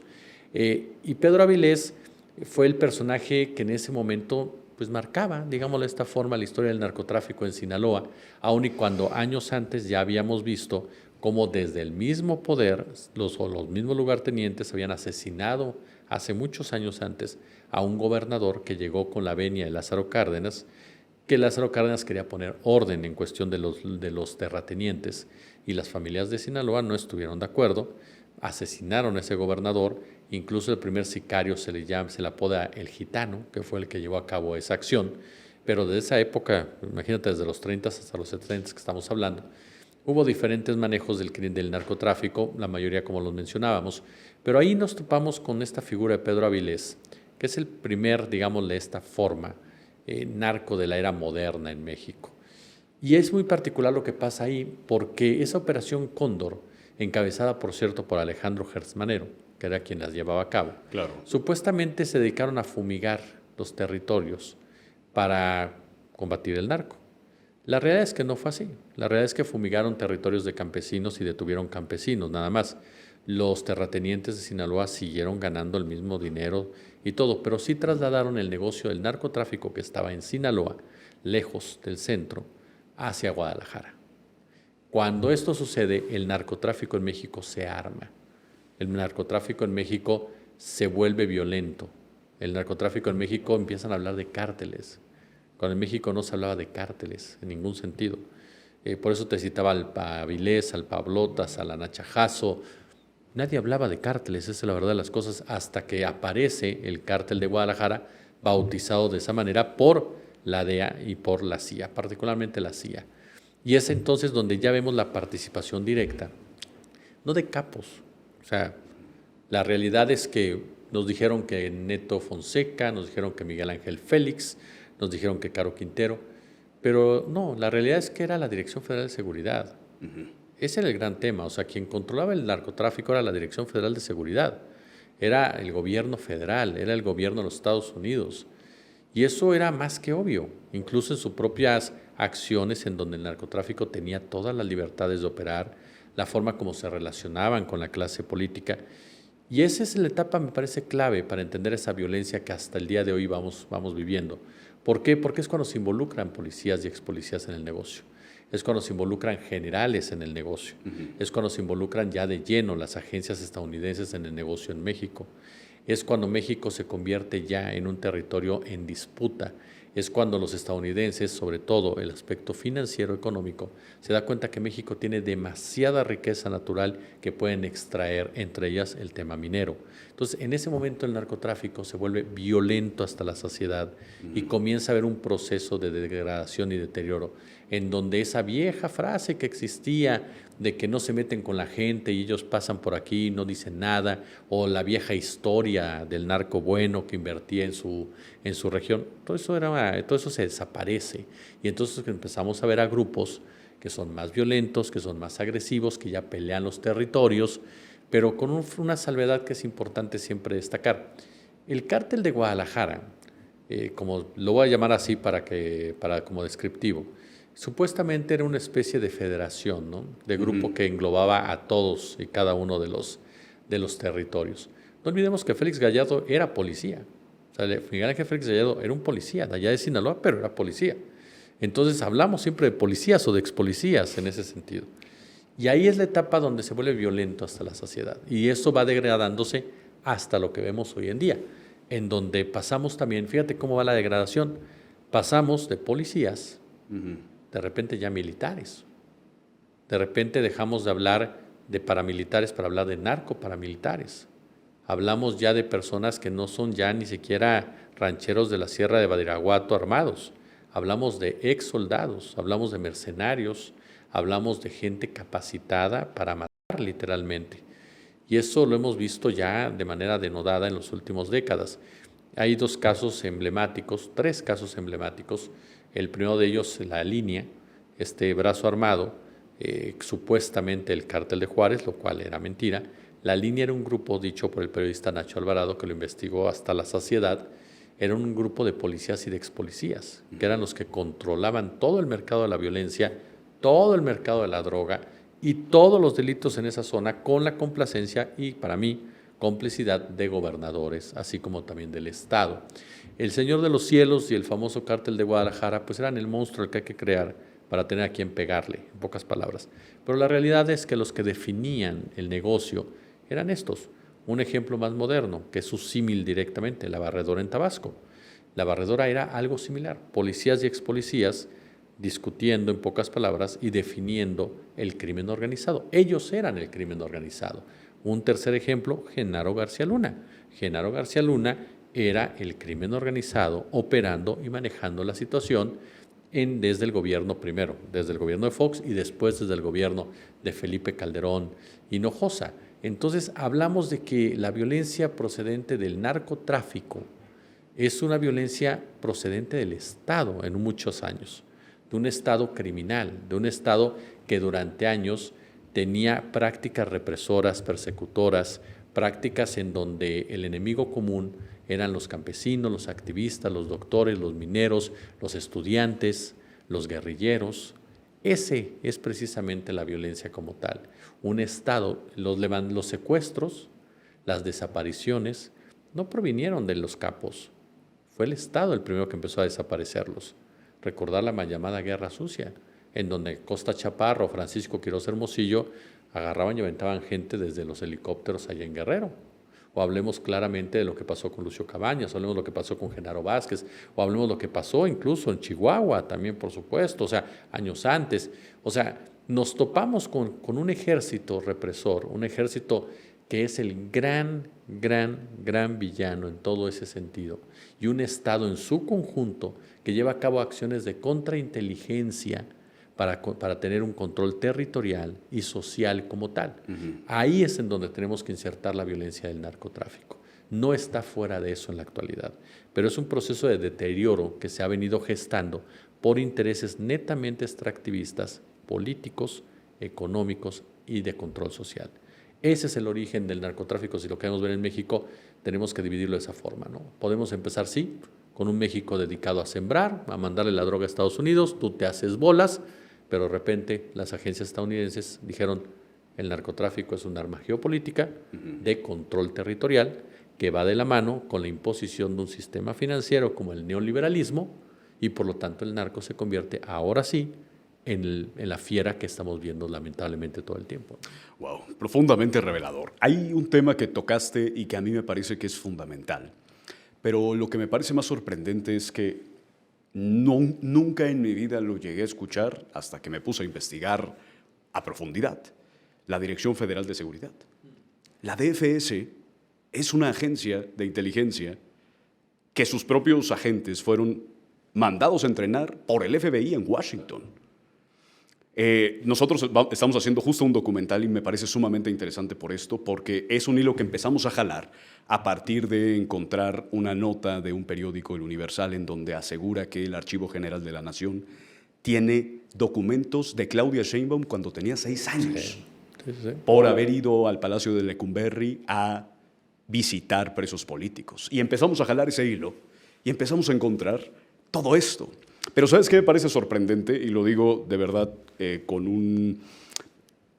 no sé si decirlo curiosidad, la palabra correcta, pero me parece sorprendente eso. El Estado mexicano trabajó para que no escucháramos de la DFS. En realidad, te voy a ser honestos, todo el mundo escuchó de la DFS. Lo que pasa es, la historia de la DFS es algo muy particular. Efectivamente, la DFS surge como una copia, como una réplica de las agencias estadounidenses. Era la policía política del régimen, así tal cual. Era una agrupación que tenía, por cierto, un tigre como lema, ¿no? Y que estaban preparados, educados en la Escuela de las Américas, muchos de sus agentes, Sí. y preparados por los Estados Unidos. ¿Para qué te prepara una agencia estadounidense? No te prepara para lograr la paz. Si las agencias estadounidenses están hechas para desestabilizar, para reprimir, Sí. para perseguir, pues lo mismo va a pasar contigo. Claro. No, se quiso vender a la DFS como, fíjate lo que son los paralelismos. ¿Tú recuerdas la campaña de Genaro García Luna sobre la Policía Federal, que te la querían vender como una policía moderna, Claro, inteligente? Bueno, Televisa le hizo su serie de televisión, ¿no? Algo así era como la DFS, es decir, que la Dirección Federal de Seguridad tenían hasta su himno, déjame decirte, tenían un himno los de la Dirección Federal de Seguridad, y era como que el manto protector de este país en una época en donde el manto protector era que al presidente no le pasara nada y que toda voz que se atreviera a alzarse para reclamar justicia era suprimida de la peor manera posible. La DFS fue un órgano represor, en pocas palabras, un órgano asesino con una placa, porque eso fue lo que hicieron estos hombres. Tuvo al frente de la misma y como gran creador de la misma a un personaje que me parece que la historia no ha cuestionado como tendría que cuestionar, que es Fernando Gutiérrez Barrios. Fernando Gutiérrez Barrios fue un hombre que muchos lo consideran, y yo coincido en eso, el tipo que más sabía del sistema político mexicano. Y no porque fuera un gran político, sino porque tenía toda la información. Ese hombre supo quién mató a Colosio. Ese hombre supo perfectamente quién mató a quien sea. Ese hombre sabía qué habías desayunado tú y qué había desayunado yo. Es un tipo que sabía perfectamente que la información era poder. El tipo sabía todo lo que pasaba en este país, todo. Por eso era tan peligroso. Por eso Carlos Salinas de Gortari lo nombró secretario de Gobernación, para poder lograr ese vínculo con la famosa nomenclatura, ¿no? Y los tecnócratas, para darle una viabilidad a todo eso. Por eso Zedillo lo nombró el encargado del proceso interno de candidatura presidencial, aunque ya estaba definido por la Bastida, pues porque hubiera un tipo que dentro del PRI todo mundo temía, en pocas palabras. Por eso fue gobernador de Veracruz.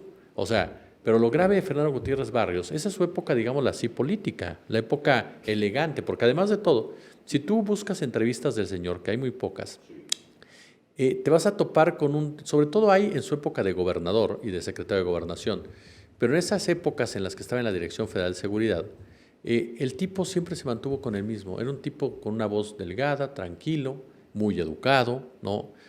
Todo el mundo lo decía, tiene un guante de seda para cubrir el puño de hierro, en pocas palabras, y él fue el gran creador de todo esto, el gran instrumentalizador de todo esto, el gran jefe de jefes. Si nos gusta ponerle nombres, si queremos decir que Félix Gallardo fue el jefe de jefes, no, el jefe de jefes era Fernando Gutiérrez Barrios.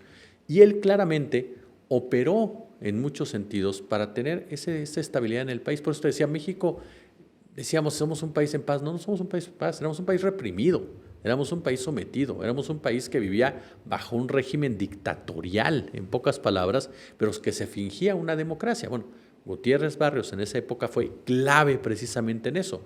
Recordemos su guerra en contra de la guerrilla urbana, ¿no? De la Liga, cómo persiguió a los jóvenes, cómo los sometió, cómo fue brutal. Un tipo que aspiraba a ser presidente de la República y nunca lo logró afortunadamente, aunque bueno, también nos tocaron cada personaje. Pero lo cierto es que el tipo, ese es el personaje clave de todo esto. Después vinieron otros, el caso de Miguel Nazararo, José Zorrilla, en fin.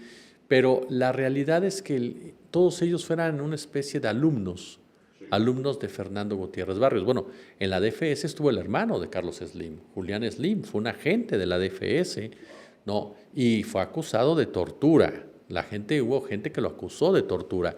Julián Slim, por cierto, su hijo Héctor Slim Meade, si no me recuerdo, Héctor Slim Seade, era muy amigo de Genaro García Luna. García Luna hasta le firmó un libro, literalmente, porque García Luna tenía buena relación con los Slim a raíz del vínculo policíaco con Julián. Es decir, hablamos precisamente de que la DFS era conocida en todo México y todo el mundo le tenía pavor. ¿Qué fue lo que pasa?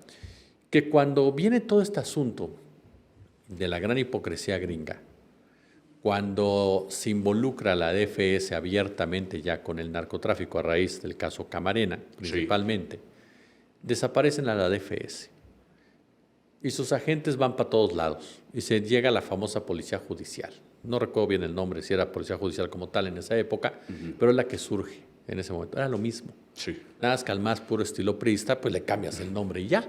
Pero la realidad es que era lo mismo.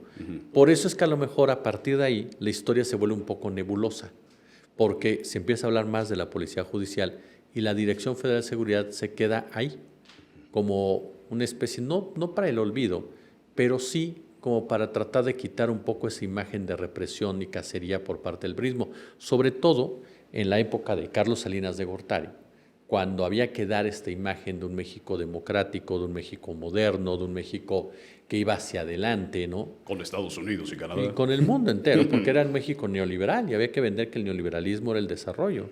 Claro. En ese momento Carlos Salinas de Gortari, a pesar de que tenía al creador de la DFS como secretario de Gobernación, empezaron a lanzar historias, noticias, alejando a la DFS de la historia como tal.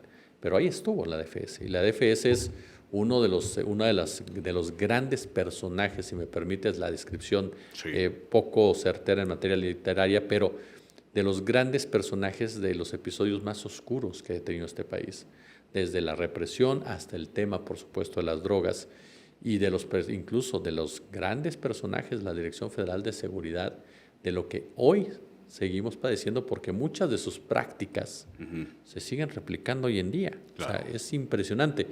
Tú recordarás ese Video, ahora que nuevamente con la detención de Ángel Aguirre se está hablando mucho de Ayotzinapa, de Tomás Herón, en donde están torturando a un capo Sí. y con la bolsa. Bueno, esas prácticas eran de la Dirección Federal de Seguridad. Sí, sí, sí. Entonces, seguimos en la misma, el comportamiento policíaco. Por eso también es importante desde un punto de vista señalar esto. Los policías en México tienen una formación, no sé qué tanto haya cambiado ahora, la verdad de las cosas, pero durante muchos años la formación por parte de los policías era represor, era de represión, era de tortura. Entonces, los propios policías en nuestro país pues eran los enemigos de la población. ¿Por qué? Porque mental, físicamente, estratégicamente, los educaban para eso, para ver al enemigo común, al enemigo interno en el ciudadano, en el joven, en el estudiante. Mucho, por ejemplo, de la caso Ayotzinapa se explica, y eso lo ha señalado el periodista Caucilenio, se explica con el tema de la contrainteligencia, es decir, ya una campaña de criminalización constante en contra del estudiante para una forma de control. Y perdón que me extienda en lo siguiente, ahorita respondiendo también tu pregunta en ese sentido, amigo, el tema de la información. El periodista Ricardo Valderas ha hecho grandes trabajos en ese sentido y efectivamente, si tú platicas con Ricardo te lo va a decir, no creas que ha sido, voy al Archivo General de la Nación y ahí está. La Dirección Federal de Seguridad espiaba a Juan Gabriel. Sí, espió a Juan Gabriel, espió a medio México, bueno, no, a México y medio. O sea, todo aquel que consideraban que era un cierto riesgo por su influencia, por su nombre, por sus ideas, aparecía en la Dirección Federal de Seguridad. Creo que llegó a aparecer hasta Andrés Manuel López Obrador, obviamente, ¿no? Entonces, esa era la práctica. Ahora, Lázaro Cárdenas. Ahora, tiene lógica. Pues era la agencia estadounidense mexicana de inteligencia, iba a tener que espiar a todos. Nada más te recuerdo algo más para concluir esta pregunta. Recordemos que aquí en México siempre se ha dicho que se gestó la Revolución Cubana, ¿no? Sí.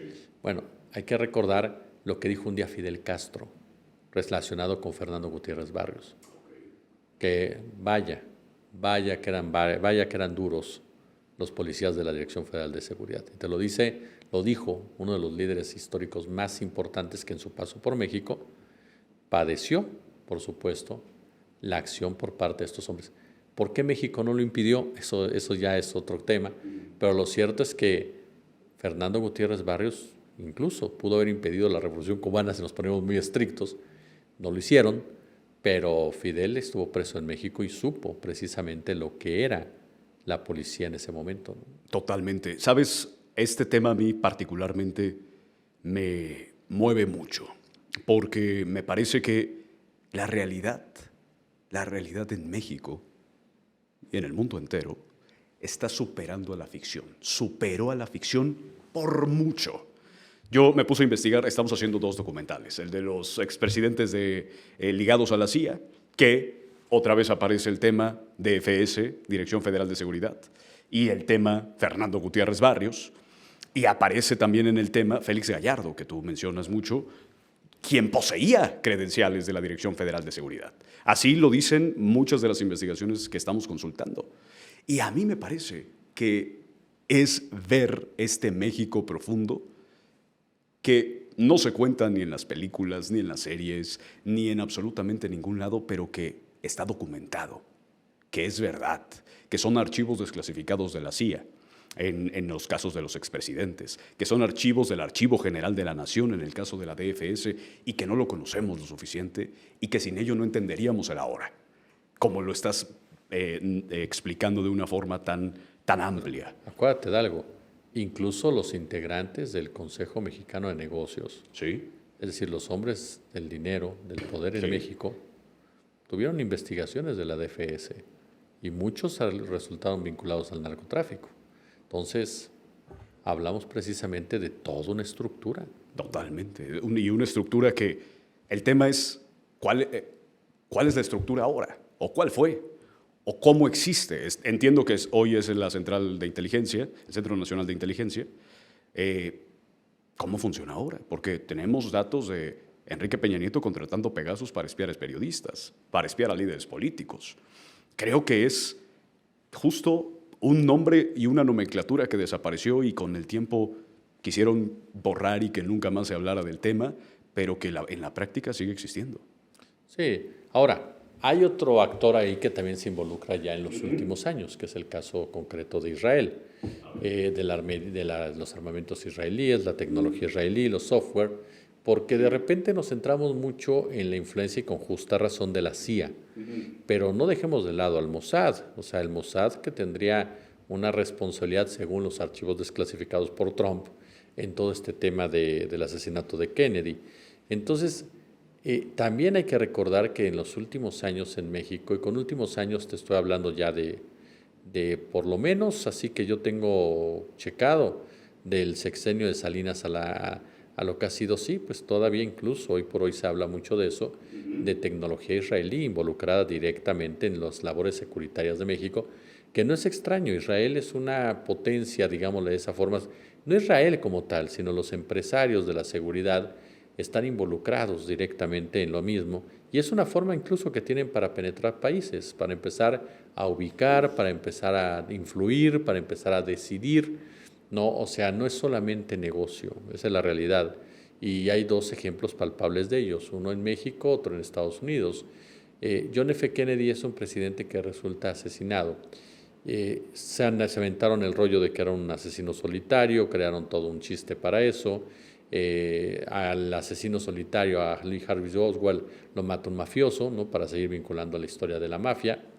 Pero hay un detalle que se pasó por alto y que existe. John F. Kennedy fue quien se negó literalmente a apoyar a Israel en el tema del uranio, del enriquecimiento de uranio, para desarrollar su proyecto nuclear. O sea, Kennedy se confrontó con los israelíes, al poco tiempo apareció muerto, bueno, lo mataron. Posteriormente, no olvidar lo que pasó con George Bush padre. George Bush padre que se negó a entregarle al gobierno de Israel un préstamo muy importante en materia financiera, y resulta que el AIPAC, este grupo de lobby sionista tan poderoso, financió, apoyó como nunca la campaña de Bill Clinton. Y George Bush padre perdió una elección que todo el mundo daba que iba a ganar porque era el héroe literalmente de guerra de la CIA y demás, George Bush. Imagínate, si un hombre que fue director de la CIA no pudo, con el poderío de un lobby que está vinculado directamente a actividades de espionaje como el Mossad y todo, y gente de mucho poder económico, de ahí partimos que Bill Clinton, cuando Clinton empieza a acercarse con Yasser Arafat, Sí. para la paz en Medio Oriente, ¡pum!, está ahí el caso de Mónica Lewinsky. Si lo pensamos, sexo, problemas, pues algo hay llamado Einstein, ¿no?, en los últimos años. Entonces, son esas prácticas que te muestran la influencia que tienen en la política directamente, porque financian la política. Lo estamos viendo ahorita con Del Espriella, en plena toma de posesión de Del Espriella, gritando a unos rabinos, ¡viva Israel! O sea, y con un financiamiento real por parte de Israel de la campaña de Del Espriella. Lo vemos con Milei diciendo que es el periodista más sionista de toda la historia. Lo vemos con Zelensky en Ucrania, otro hombre también vinculado al sionismo como tal.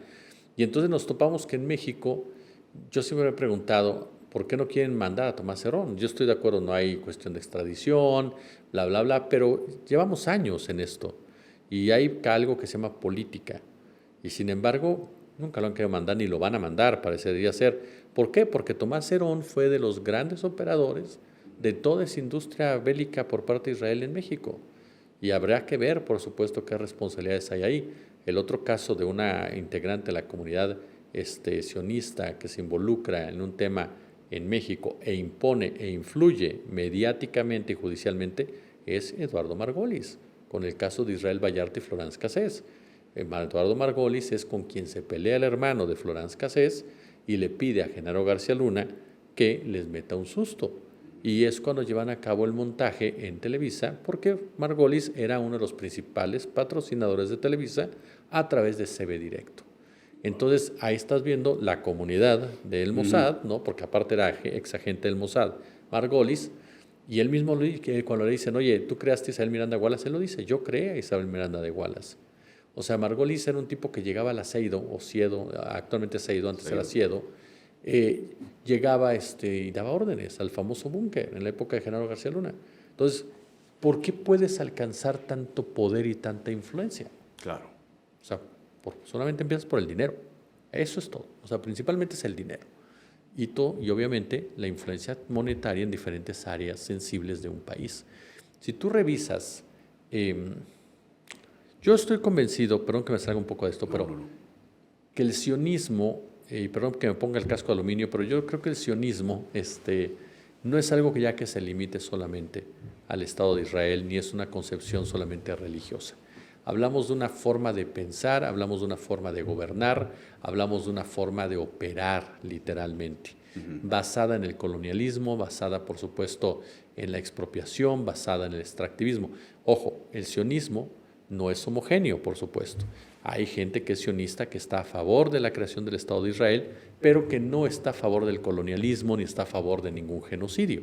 Eso es una realidad. Tristemente, ese grupo sionista está cada vez perdiendo más fuerza, menos peso en las tomas de decisiones, incluso mediáticas como tal, y es el sionismo colonialista, el sionismo que procede del acuerdo del Javara con los nazis, que lograron salir precisamente a Alemania con un acuerdo con ellos, que dinero nazi llegó para comprar territorios en Palestina y demás, los que hoy por hoy son los herederos de todo ello o los grandes protagonistas de todo ello.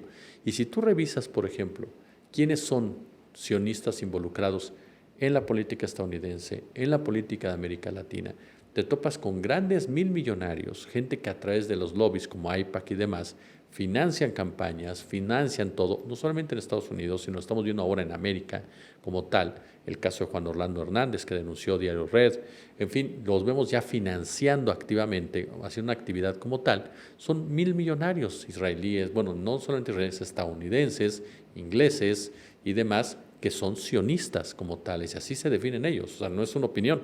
Sí. Tú revisas la lista y te topas que son empresarios desde fondos de inversión, capital de riesgo, medios de comunicación, en fin, o sea, áreas fundamentales de una economía y de una narrativa.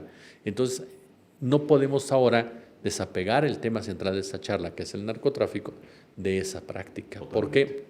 Porque hace poco se dio a conocer que el cártel de Jalisco Nueva Generación pues era armado, ¿no?, con artefactos israelíes, y sobre todo cuando se confirmó que mercenarios que estaban allá en Ucrania, vinculados con el ejército nazi de allá de Ucrania, pues llegaron acá a apoyar al cártel Jalisco Nueva Generación y enseñar al cártel Jalisco Nueva Generación.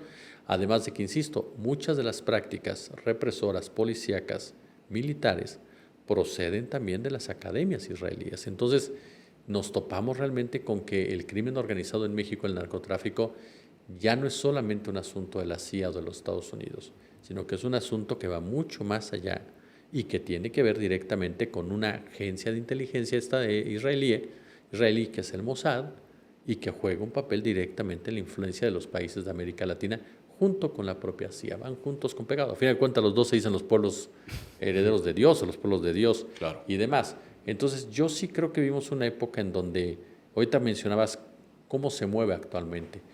Yo estoy convencido de dos cosas, querido amigo. Sí. Una, yo sí estoy seguro que ni López Obrador ni Claudia Sheinbaum están metidos en algo por el estilo. Sí estoy seguro que lo combaten. Incluso, ¿por qué podría afirmar eso de López Obrador? De entrada, un factor clave de los gobiernos de Fox y de Calderón, sobre todo de Calderón y de Peña Nieto, sí, fue la necropolítica. Este concepto, este término que fue acuñado por un analista africano, es muy claro al respecto. En esa necropolítica tú decides quién vive y quién muere. Tú decides qué territorios son de sacrificio. Tú creas las condiciones para que haya la violencia suficiente para tener un control social. Todo eso se hizo durante el gobierno de Felipe Calderón con la famosa guerra contra el narco, y el propio Enrique Peña Nieto, que siempre sale medio librado de eso, pero que realmente Peña Nieto fue más violento que Calderón, O sea, y con Peña Nieto está el caso Ayotzinapa, el caso Tlatlaya, el caso Nochixtlán. O sea, el gobierno de Peña Nieto fue de lo más brutal que podamos pensarlo. Y eso cuando llega López Obrador empieza a entender dos factores. Uno, cambiar las condiciones que generan esta violencia. ¿Cómo? Mandando los programas sociales a los jóvenes, sí, dándoles apoyos a los jóvenes para que no caigan tan fácil en la necesidad de irse con los narcos. ¿Por qué? Porque la necropolítica lo que hizo fue crear esos escenarios para que el joven no tuviera otra posibilidad y fuera captado fácilmente por esos grupos. la estigma, la necropolítica también hace y provoca que haya sectores de la población que se sientan desechables. Bueno, si tú platicas con jóvenes de Michoacán, esto consignado por el periodista Manuel Gallardo, jóvenes de la pobreza en Michoacán que terminan siendo sicarios, se les dice pollitos de colores porque son desechables. Si tú platicas con sicarios, los sicarios te lo dicen, prefiero vivir 1 año, 2 años de esa manera y punto y aparte, no aunque termine muerto, esa es la verdad. Y ellos mismos se dicen personas desechables porque así se los hicieron creer. Entonces, eso López Obrador lo trata de cambiar con el apoyo financiero, pero sobre todo con los famosos abrazos no balazos. Yo por eso sí defiendo el concepto de abrazos no balazos, porque la idea que tenía López Obrador, o al menos es lo que yo sí entiendo, era combatir lo que habían generado los otros 2 o 3 para poder jalarle esa población y reconstruir un tejido social. De ahí precisamente es lo primero que se toma en cuenta. Lo segundo es el nombre. Cuando tú llamas guerra a una estrategia, la letalidad de las Fuerzas Armadas es total y absoluta, están en guerra. Cuando tú dices ya no quiero una guerra, se cambia el término guerra, en ese momento cambia a una estrategia diferente y a una visión diferente del problema. Entonces son factores claves que parecerían pequeños pero no lo son. Atender las causas y modificar la narrativa que existía y que era básica de los anteriores gobiernos. Y eso lo ha mantenido la propia Claudia Sheinbaum, sí, con un perfil más policíaco por García Harfuch, ¿no? Con una visión también de detenciones y demás para la cuestión de los Estados Unidos, pero mantienen lejos el término guerra, mantienen el apoyo social, buscan reconfigurar las cosas desde abajo, no la tienen fácil. ¿Por qué? Porque no es el Estado completo el que está en esa batalla. En nuestro ejército hay gente muy honesta, gente muy decente, yo conozco muchos, pero también hay gente muy corrupta y también hay gente vinculada al crimen organizado y también hay gente que es apátrida y también hay gente que no quiere ningún tipo de cambio en un país. Lo mismo pasa en nuestra Marina, lo mismo pasa en los estados y tristemente pasa incluso en el propio partido Morena. Entonces nos topamos con que aquellos que quieren cambiar las cosas, que existen y que están dando una batalla real, se topan muchas veces con que el enemigo está dentro.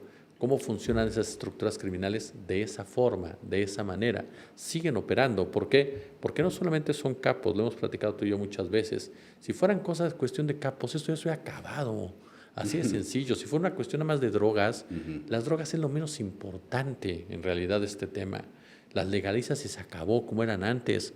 No, no se trata de eso. Aquí de lo que se trata es obviamente tener una violencia para tener un impacto social, un control social, para tener una imposición en zonas claves del extractivismo. De eso se trata todo esto. Entonces, por supuesto que ese tipo de grupos operan para que las cosas no caminen, para que las cosas no funcionen, para que las cosas no vean ningún tipo de mejoría como tal. Entonces, así operan esos grupos. Siguen presentes con poder económico, poder militar, poder policíaco, poder mediático. Ya no tienen el control político, en muchos aspectos, en Palacio Nacional no, pero lo siguen teniendo en otras regiones. Son grupos muy fuertes, y no hablo de los cárteles, de los capos. Los cárteles en realidad son empresas criminales que son encabezadas por empresarios como tal, y no simplemente por el Mencho y el Sapo y el que tú me digas. Justo acabas de tocar un tema y con ese tema me gustaría cerrar, maestro, porque se pasa el tiempo volando y mira, me puse preguntas muy puntuales y no necesité hacerlas, poco a poco se fueron desarrollando y desdoblando en la entrevista, pero uno de los temas que más ha sonado en las últimas semanas es el tema de censura. Y a mí me parece que tú lo tocas con TV Azteca, pero además tú eres un perfil bastante particular y con una experiencia bastante interesante. Tú estuviste en radio, estuviste en medios tradicionales y a mí me parece que eso es muy importante para ver el que hay detrás. Yo te lo pregunto directo, maestro. ¿En México hay censura en este momento? Hay que ser muy claros en eso. En México, lamentablemente, hay estados en donde sí sigue la censura. Puebla es un ejemplo de ello, Campeche es otro ejemplo, Guerrero, el caso también, por supuesto, de Tlaxcala, Michoacán, Veracruz, lo estamos viendo con el tema de los periodistas y las periodistas. Hay una censura que proviene del poder estatal, hay una censura que proviene del crimen organizado, hay una censura que proviene, por supuesto, también de los propios dueños de los medios de comunicación. Lo que no hay en México, a diferencia de otras épocas, es una censura por parte de la Presidencia de la República. Ni López Obrador, ni Sheinbaum, ninguno de su gobierno, ni sus funcionarios de gobierno, le han llamado a nadie para pedirle que baje nada. Son dos de los gobiernos más criticados en la historia. Los señalamientos hacia López Obrador y Sheinbaum no tienen paradigma ni comparación. Insultos, ofensas, mentadas, mentiras. Hay una constante campaña de agresividad en contra de ellos dos. Si ellos dos se parecieran un 5% a Felipe Calderón, yo hubiera salido del aire la mitad de los que están al aire ahorita. Porque Felipe Calderón sí bajó programas del aire. Junto con Fox cerraron José Gutiérrez Vivó y Monitor. Armaron una huelga precisamente con el sindicato para crearle un problema a Gutiérrez Vivó. Exigieron a patrocinadores que ya no se anunciaran con Gutiérrez Vivó. Lo callaron porque Gutiérrez Vivó entrevistó a López Obrador, que anunció en su programa que iba a ser candidato presidencial. ¿Por qué no podía hacerlo? Como Fox se enojó, se le fueron encima y Calderón puso el último clavo a la tumba, porque como apoya a un personaje como lo apoyaba López Obrador, había que callar a Gutiérrez Vivó, porque Gutiérrez Vivó era una voz crítica, independiente, que no se andaba con medias tintas. El caso concreto de esta Carmen Aristegui. A Carmen la bajaron Calderón 2 veces del aire. Una con Felipe Calderón, cuando Carmen solamente hizo su trabajo. Preguntó si Calderón era alcohólico. Punto. Tenemos todo el derecho a saberlo. Es el presidente de la República, perdón. O sea, el señor toma decisiones que nos digan, no es, bueno, pues están las pruebas de que no es, bueno, pues gracias por participar. ¿Por qué no los puedes cuestionar? No, a final de cuentas. ¿Y qué hicieron? Bajarla del aire. Regresa por la presión de la gente a los Vargas. Y después viene el staff en la Casa Blanca, en donde Peña Nieto literalmente toma la determinación de bajar a Carmen Aristegui del aire. Entonces Carmen sufrió 2 veces la censura en el gobierno de Calderón, que también censura Gutiérrez Vivó, y en el gobierno de Peña. Pero no solamente son 2 casos tan emblemáticos. Hay Miroslava Bridge, asesinada cuando habló de los narcopolíticos. Javier Valdés cuando habló de narcopolíticos. Años antes, el maestro Jesús Blancornelas por hablar del vínculo de políticos con narcotráfico. Años antes, el maestro Manuel Buendía cuando denunció lo que había pasado con la CIA en México. Claro. O sea, la mayoría de los crímenes, no digo que no haya de otro tipo porque los hay. El caso de Alfredo Jiménez, por ejemplo, que hoy por hoy seguimos sin saber dónde está Alfredo, político, periodista sonorense, que un buen día desapareció de la mano del crimen organizado. El caso ahora de Roxana en Veracruz, una mujer que denunciaba cuestiones locales, corrupción local, en pocas palabras. ¿A qué voy con eso? Hay una censura, claro que hay una censura, y ha habido desde hace muchos años de parte de políticos corruptos, de parte de políticos vinculados directamente con el crimen organizado. Claro que lo hay en ese sentido, tristemente. La diferencia es esa. No viene del gobierno federal, o sea, no viene de López Obrador, no viene de Claudia Sheinbaum en ningún sentido. No son ellos, a diferencia de antes. Antes, por supuesto, en los gobiernos a mí me tocó, mira, si hacemos recuento, yo tengo 30 años dedicándome a esto y me tocó desde Zedillo y me tocó ver la censura de Zedillo. Era muy simple, de esto no se habla, punto. Cuando se iba a hablar del FOBAPROA, la orden era, ¿se habla bonito o no se habla del FOBAPROA? Wow. Así de sencillo. Y quien hablaba quedaba fuera de los medios. Tú lo viste, lo viviste. Claro, todo el mundo. Y los que estuvimos en esa época lo sabemos. Y con Vicente Fox sabemos cómo se comportaba Marta Sagún y cómo se comportaba el Negro Elizondo, los de comunicación con Fox. Y sabemos cómo se comportó Alejandra Sota con Felipe Calderón y cómo se comportó Max Cortázar y cómo se comportó Alejandro Poiré. O sea, es decir, Peña Nieto ni hablar con la gente del PRI, Humberto Castillejos. Es decir, quienes estuvimos en los medios en todo ese tiempo, sabemos perfectamente que lo que hoy se vive es mucho mejor de lo que había antes. Hoy hay cosas que salen al aire, que se dicen al aire, que jamás pudieran atreverse a decirlo antes, porque ni siquiera te cortaban la cabeza, literalmente. Wow. Hubo una época en donde hasta tenías que andar armado como periodista. Entonces, perdón. Ahora, sí hay otro tipo de censura, que es a lo que yo voy, que hay que diferenciarla. Porque efectivamente la censura no proviene del gobierno de la 4T, no, de la presidencia de la República, no. A diferencia de otras épocas que claro que las había. El maestro Rapeo, el gran Monero, lo ha denunciado. ¿Cuántas veces a él, a Elio Flores, a Hernández, al Fisgón, no los dejaban publicar nada en los medios? No. Y muchos también, parte de los propios dueños de los medios de comunicación, que ellos tienen sus patrocinadores y por eso para ellos es un negocio. Y por lo tanto hay cosas que ellos no van a aceptar que se presenten porque les afectas el bolsillo. En el caso de la 4T, insisto, de López Obrador y Sheinbaum no viene ese tipo de prácticas. Digo, es más que obvio.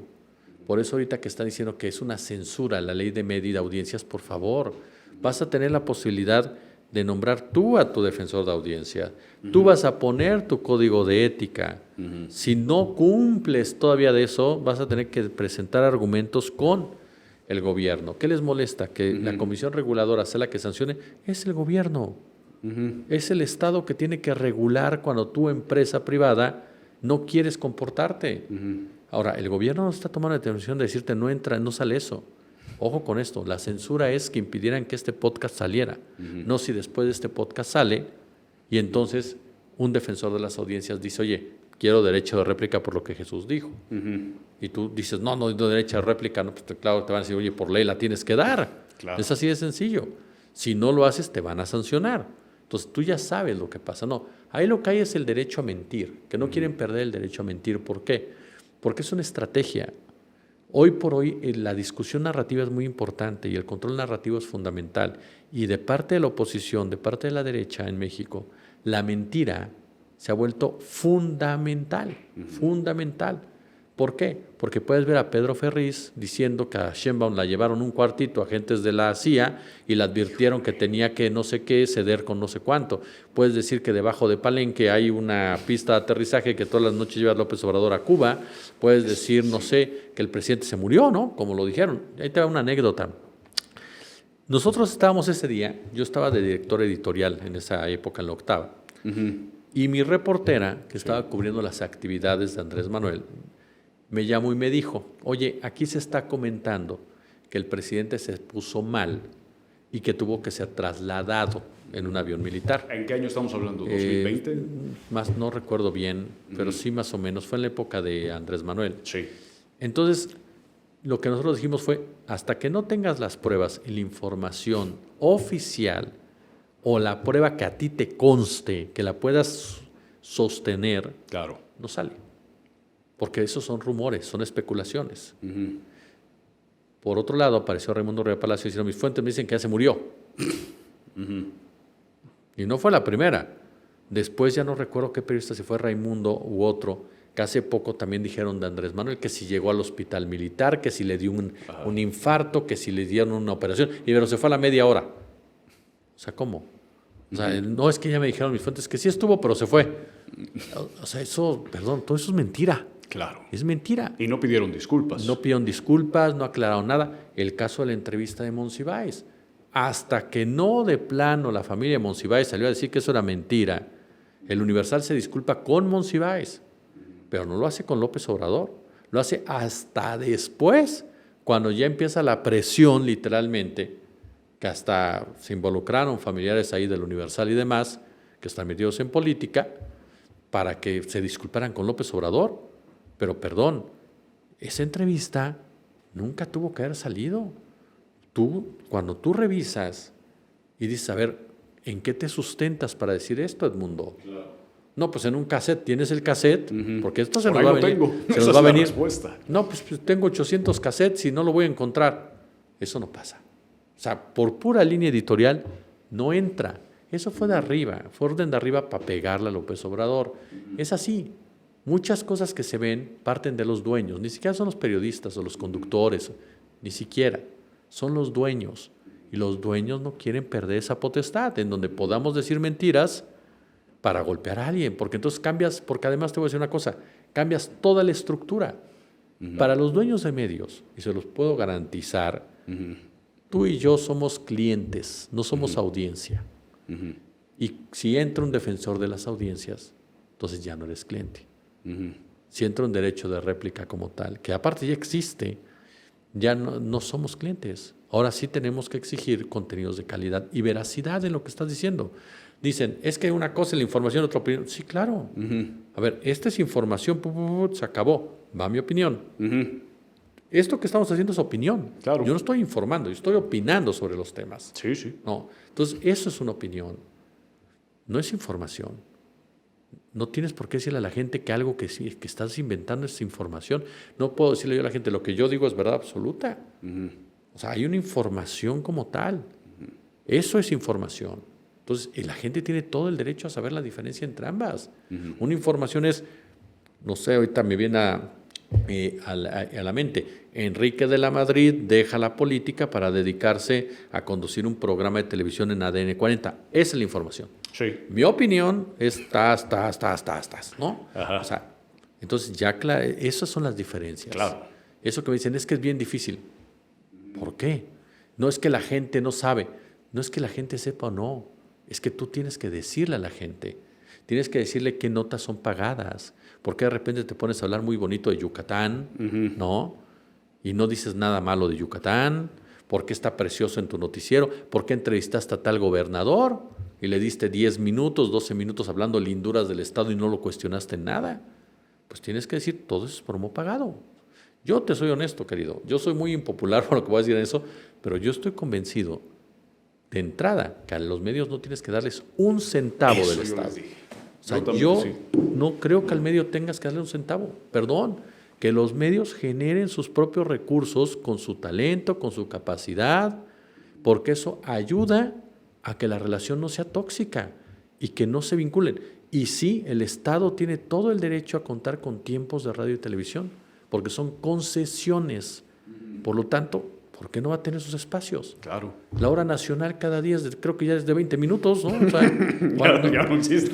Cuando antes, en mi época, no podías tocar la hora nacional. Era la hora nacional. Claro, o sea, podía pasar lo que quieras y no podías interrumpirla. Claro. O sea, porque era el espacio del Estado. O sea, eso es lo que tendría. Yo sí soy de la idea que el Estado no tendría que pagar un centavo, a ninguno, ni digital ni tradicional, a nadie. Y dos, debe tener sus espacios en medios. O sea, yo sí creo que es eso. No, hay gente que me dice, no, es que eso es comunismo. No creo que sea comunismo. No. Pero sinceramente, creo que es tener 2 pesos de ética y la gente no lo conoce. Y hay broncas ahí que yo creo que hay mucha confusión sobre lo que es comunismo en las discusiones. Pero, claro. Pero yo te lo digo así.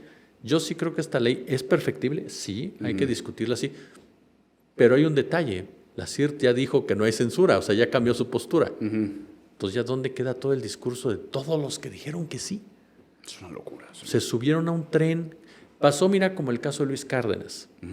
Luis deja MBS, anuncia horas antes, me voy de MBS, sube un tuit en donde desde ahí ya está adelantando que se va porque no llegó a un acuerdo con MBS. Después aparece una entrevista con Reforma, que no sé por qué razón la dan antes para que salga, eso es cosa que a mí no me importa. Y en esa entrevista él abiertamente dice, no hubo órdenes del gobierno por bajarme. Pero antes ya durante todo eso, ya había cuentas de Javier Lozano, Alejandro Moreno, Alessandra Rojo de la Vega. Te hablo de políticos, porque bueno, opinadores pues tienen todo el derecho a opinar lo que quieran, pero que decían, hubo censura. Hubo periodistas que dijeron, no es cierto, casi no es cierto lo que dice Luis. Yo sé que sí lo censuraron. O sea, ahora tú ya sabes más de lo que él dice. Al otro día en su programa, pues él dice, no hay censura. Pero sí estoy en contra de esto. Y dice, este gobierno, el anterior y el anterior. Es decir, cuestiona a todos a los gobiernos. A mí me parece que más allá de que yo no coincido para nada con él en cuestiones de visión política, ni mucho menos, ni estilos, yo creo que eso se le reconoce. Él no salió como otros fingiendo que los habían censurado, dejando que la gente creyera que los habían censurado. ¿Para qué? Para llamar la atención y por supuesto tener ratings cuando regresas al aire. Hasta eso en este caso Cárdenas no lo hizo en esa finalidad. Ya después si llega o no llega a TV Azteca porque ahí andaba coqueteando con Salinas Pliego en pleno Twitter, ya es otra cosa. Sí. Pero, y que es un periodista anti-4T lo es, pero él tuvo el valor y creo que la condición correcta de decir, a mí pues, yo no me voy por censura. Yo después anduve averiguando con los contactos y conocidos que uno tiene y efectivamente dicen, ahí no hubo nada del gobierno. Hay veces que las empresas ya no les vendes o tal vez ya no llegas a un acuerdo monetario o tal vez tienes un buen salario que ya no justificas o simplemente ya no les gusta tu estilo, porque seamos claros, la línea de MBS se mantiene. Ana Francisca es una muy buena periodista, pero de una línea de derecha. Pamela Cerdeira es de una línea de derecha. Es decir, Mario Campos es una línea de derecha. Es decir, se mantiene la misma línea de derecha en MBS. No hubo cambio alguno.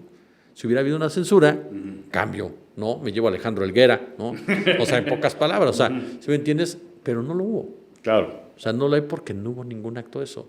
Por eso yo sí creo que se está exagerando, pero insisto, si se tiene que perfeccionar, que se perfeccione, que se discuta. Lo que yo sí digo es que sí hay que entender una cosa en toda esta discusión, y qué bueno que creo que poco a poco se ha dado. No vamos a tener otro López Obrador y no vamos a tener otra Sheinbaum. Sí necesitas, si hay huecos, si hay espacios, si hay lugares que pudieran prestarse para que en un futuro alguien quiera sacar ventaja y censurar en algo o instrumentalizarlo para sus propios intereses, los tienes que quitar y los tienes que cuidar.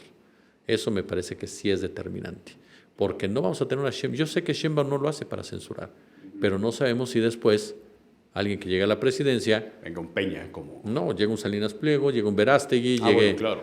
cualquiera, un Mario Delgado, ¿no? Gente que sí es capaz de, ¿no? Ajá, totalmente. Y entonces corres ciertos riesgos. Es ahí donde tienes que dejar muy en claro que sí y que no, para evitar completamente que alguien se quiera aprovechar, ¿no? Totalmente, maestro. Para cerrar, quiero hacerte una pregunta, maestro Jesús Escobar Tovar. En toda tu carrera como periodista, ¿nunca te han censurado? A mí sí me llegaron a censurar, por supuesto que sí, cuando estaba en medios tradicionales. Mira, particularmente, ¿sabes qué pasaba, Alex? Fue algo muy particular conmigo, porque yo era muy desobediente. Sí, me llegaste a contar. Yo estuve muchos años en el turno de la noche, entonces yo decía muchas cosas y nadie se enteraba, esa es la verdad de las cosas. Pero hubo ocasiones en que efectivamente te decían, ese tema no se va a tocar, o no lo toques. Y yo lo tocaba, y después me regañaban. La verdad de las cosas es que yo siempre me pregunté por qué no me corrieron antes, porque yo sí era muy desobediente en eso. Y conmigo tenían mucha paciencia, aunque claro que a mí sí me llegaron a decir, esos temas no se tocan. Yo los tocaba porque me ponía necio, ¿no? Pero en realidad, claro que te lo decían, ¿no? Y ni siquiera luego era un asunto de tus propios jefes. Venía directamente de los gobiernos, que decían, ese tema no se tiene que tocar. Y se desaparece de la agenda.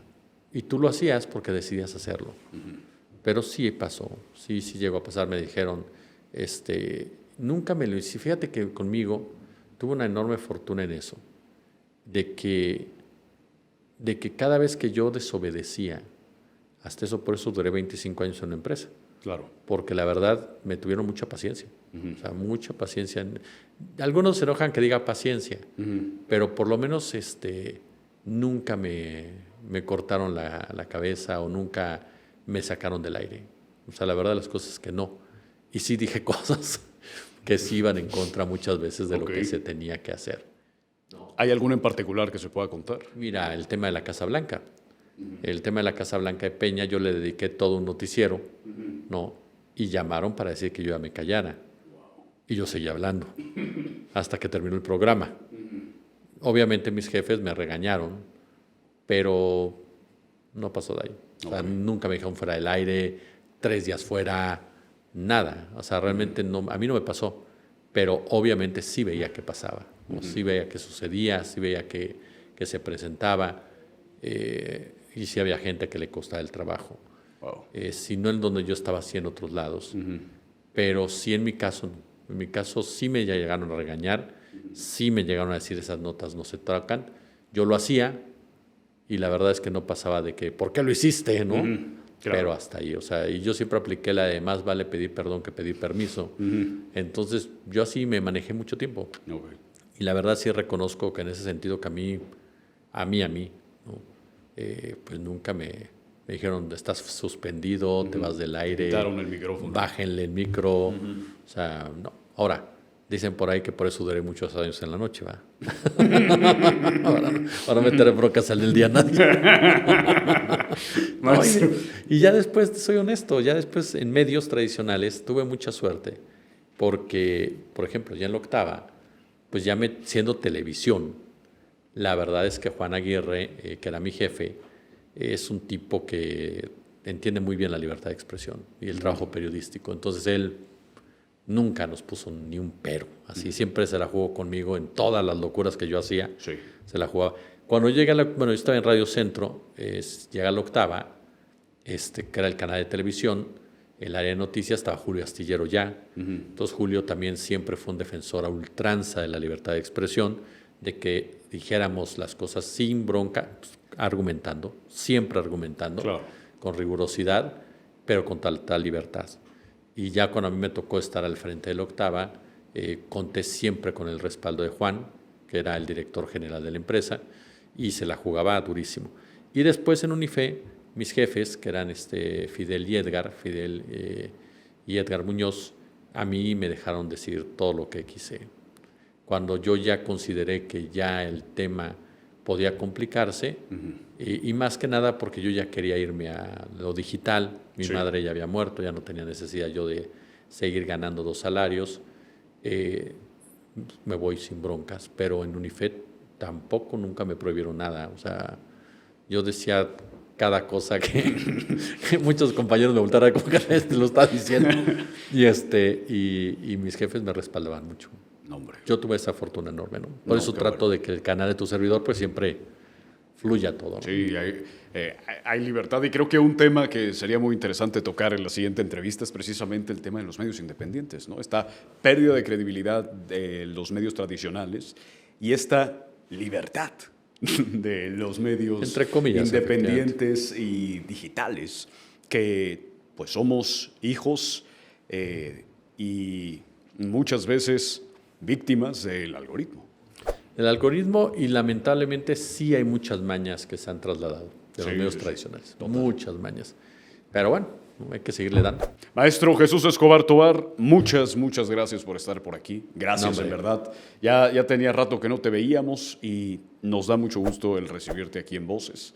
Gracias. Familia, muchas gracias por estar aquí. Por favor, dejen su like, comenten, compartan. Hay una opción nueva que se llama Hypear, en donde están los comentarios. Deslicen a la derecha 2 veces, les aparecerá Hypear. Nos ayuda muchísimo a llegar a más personas.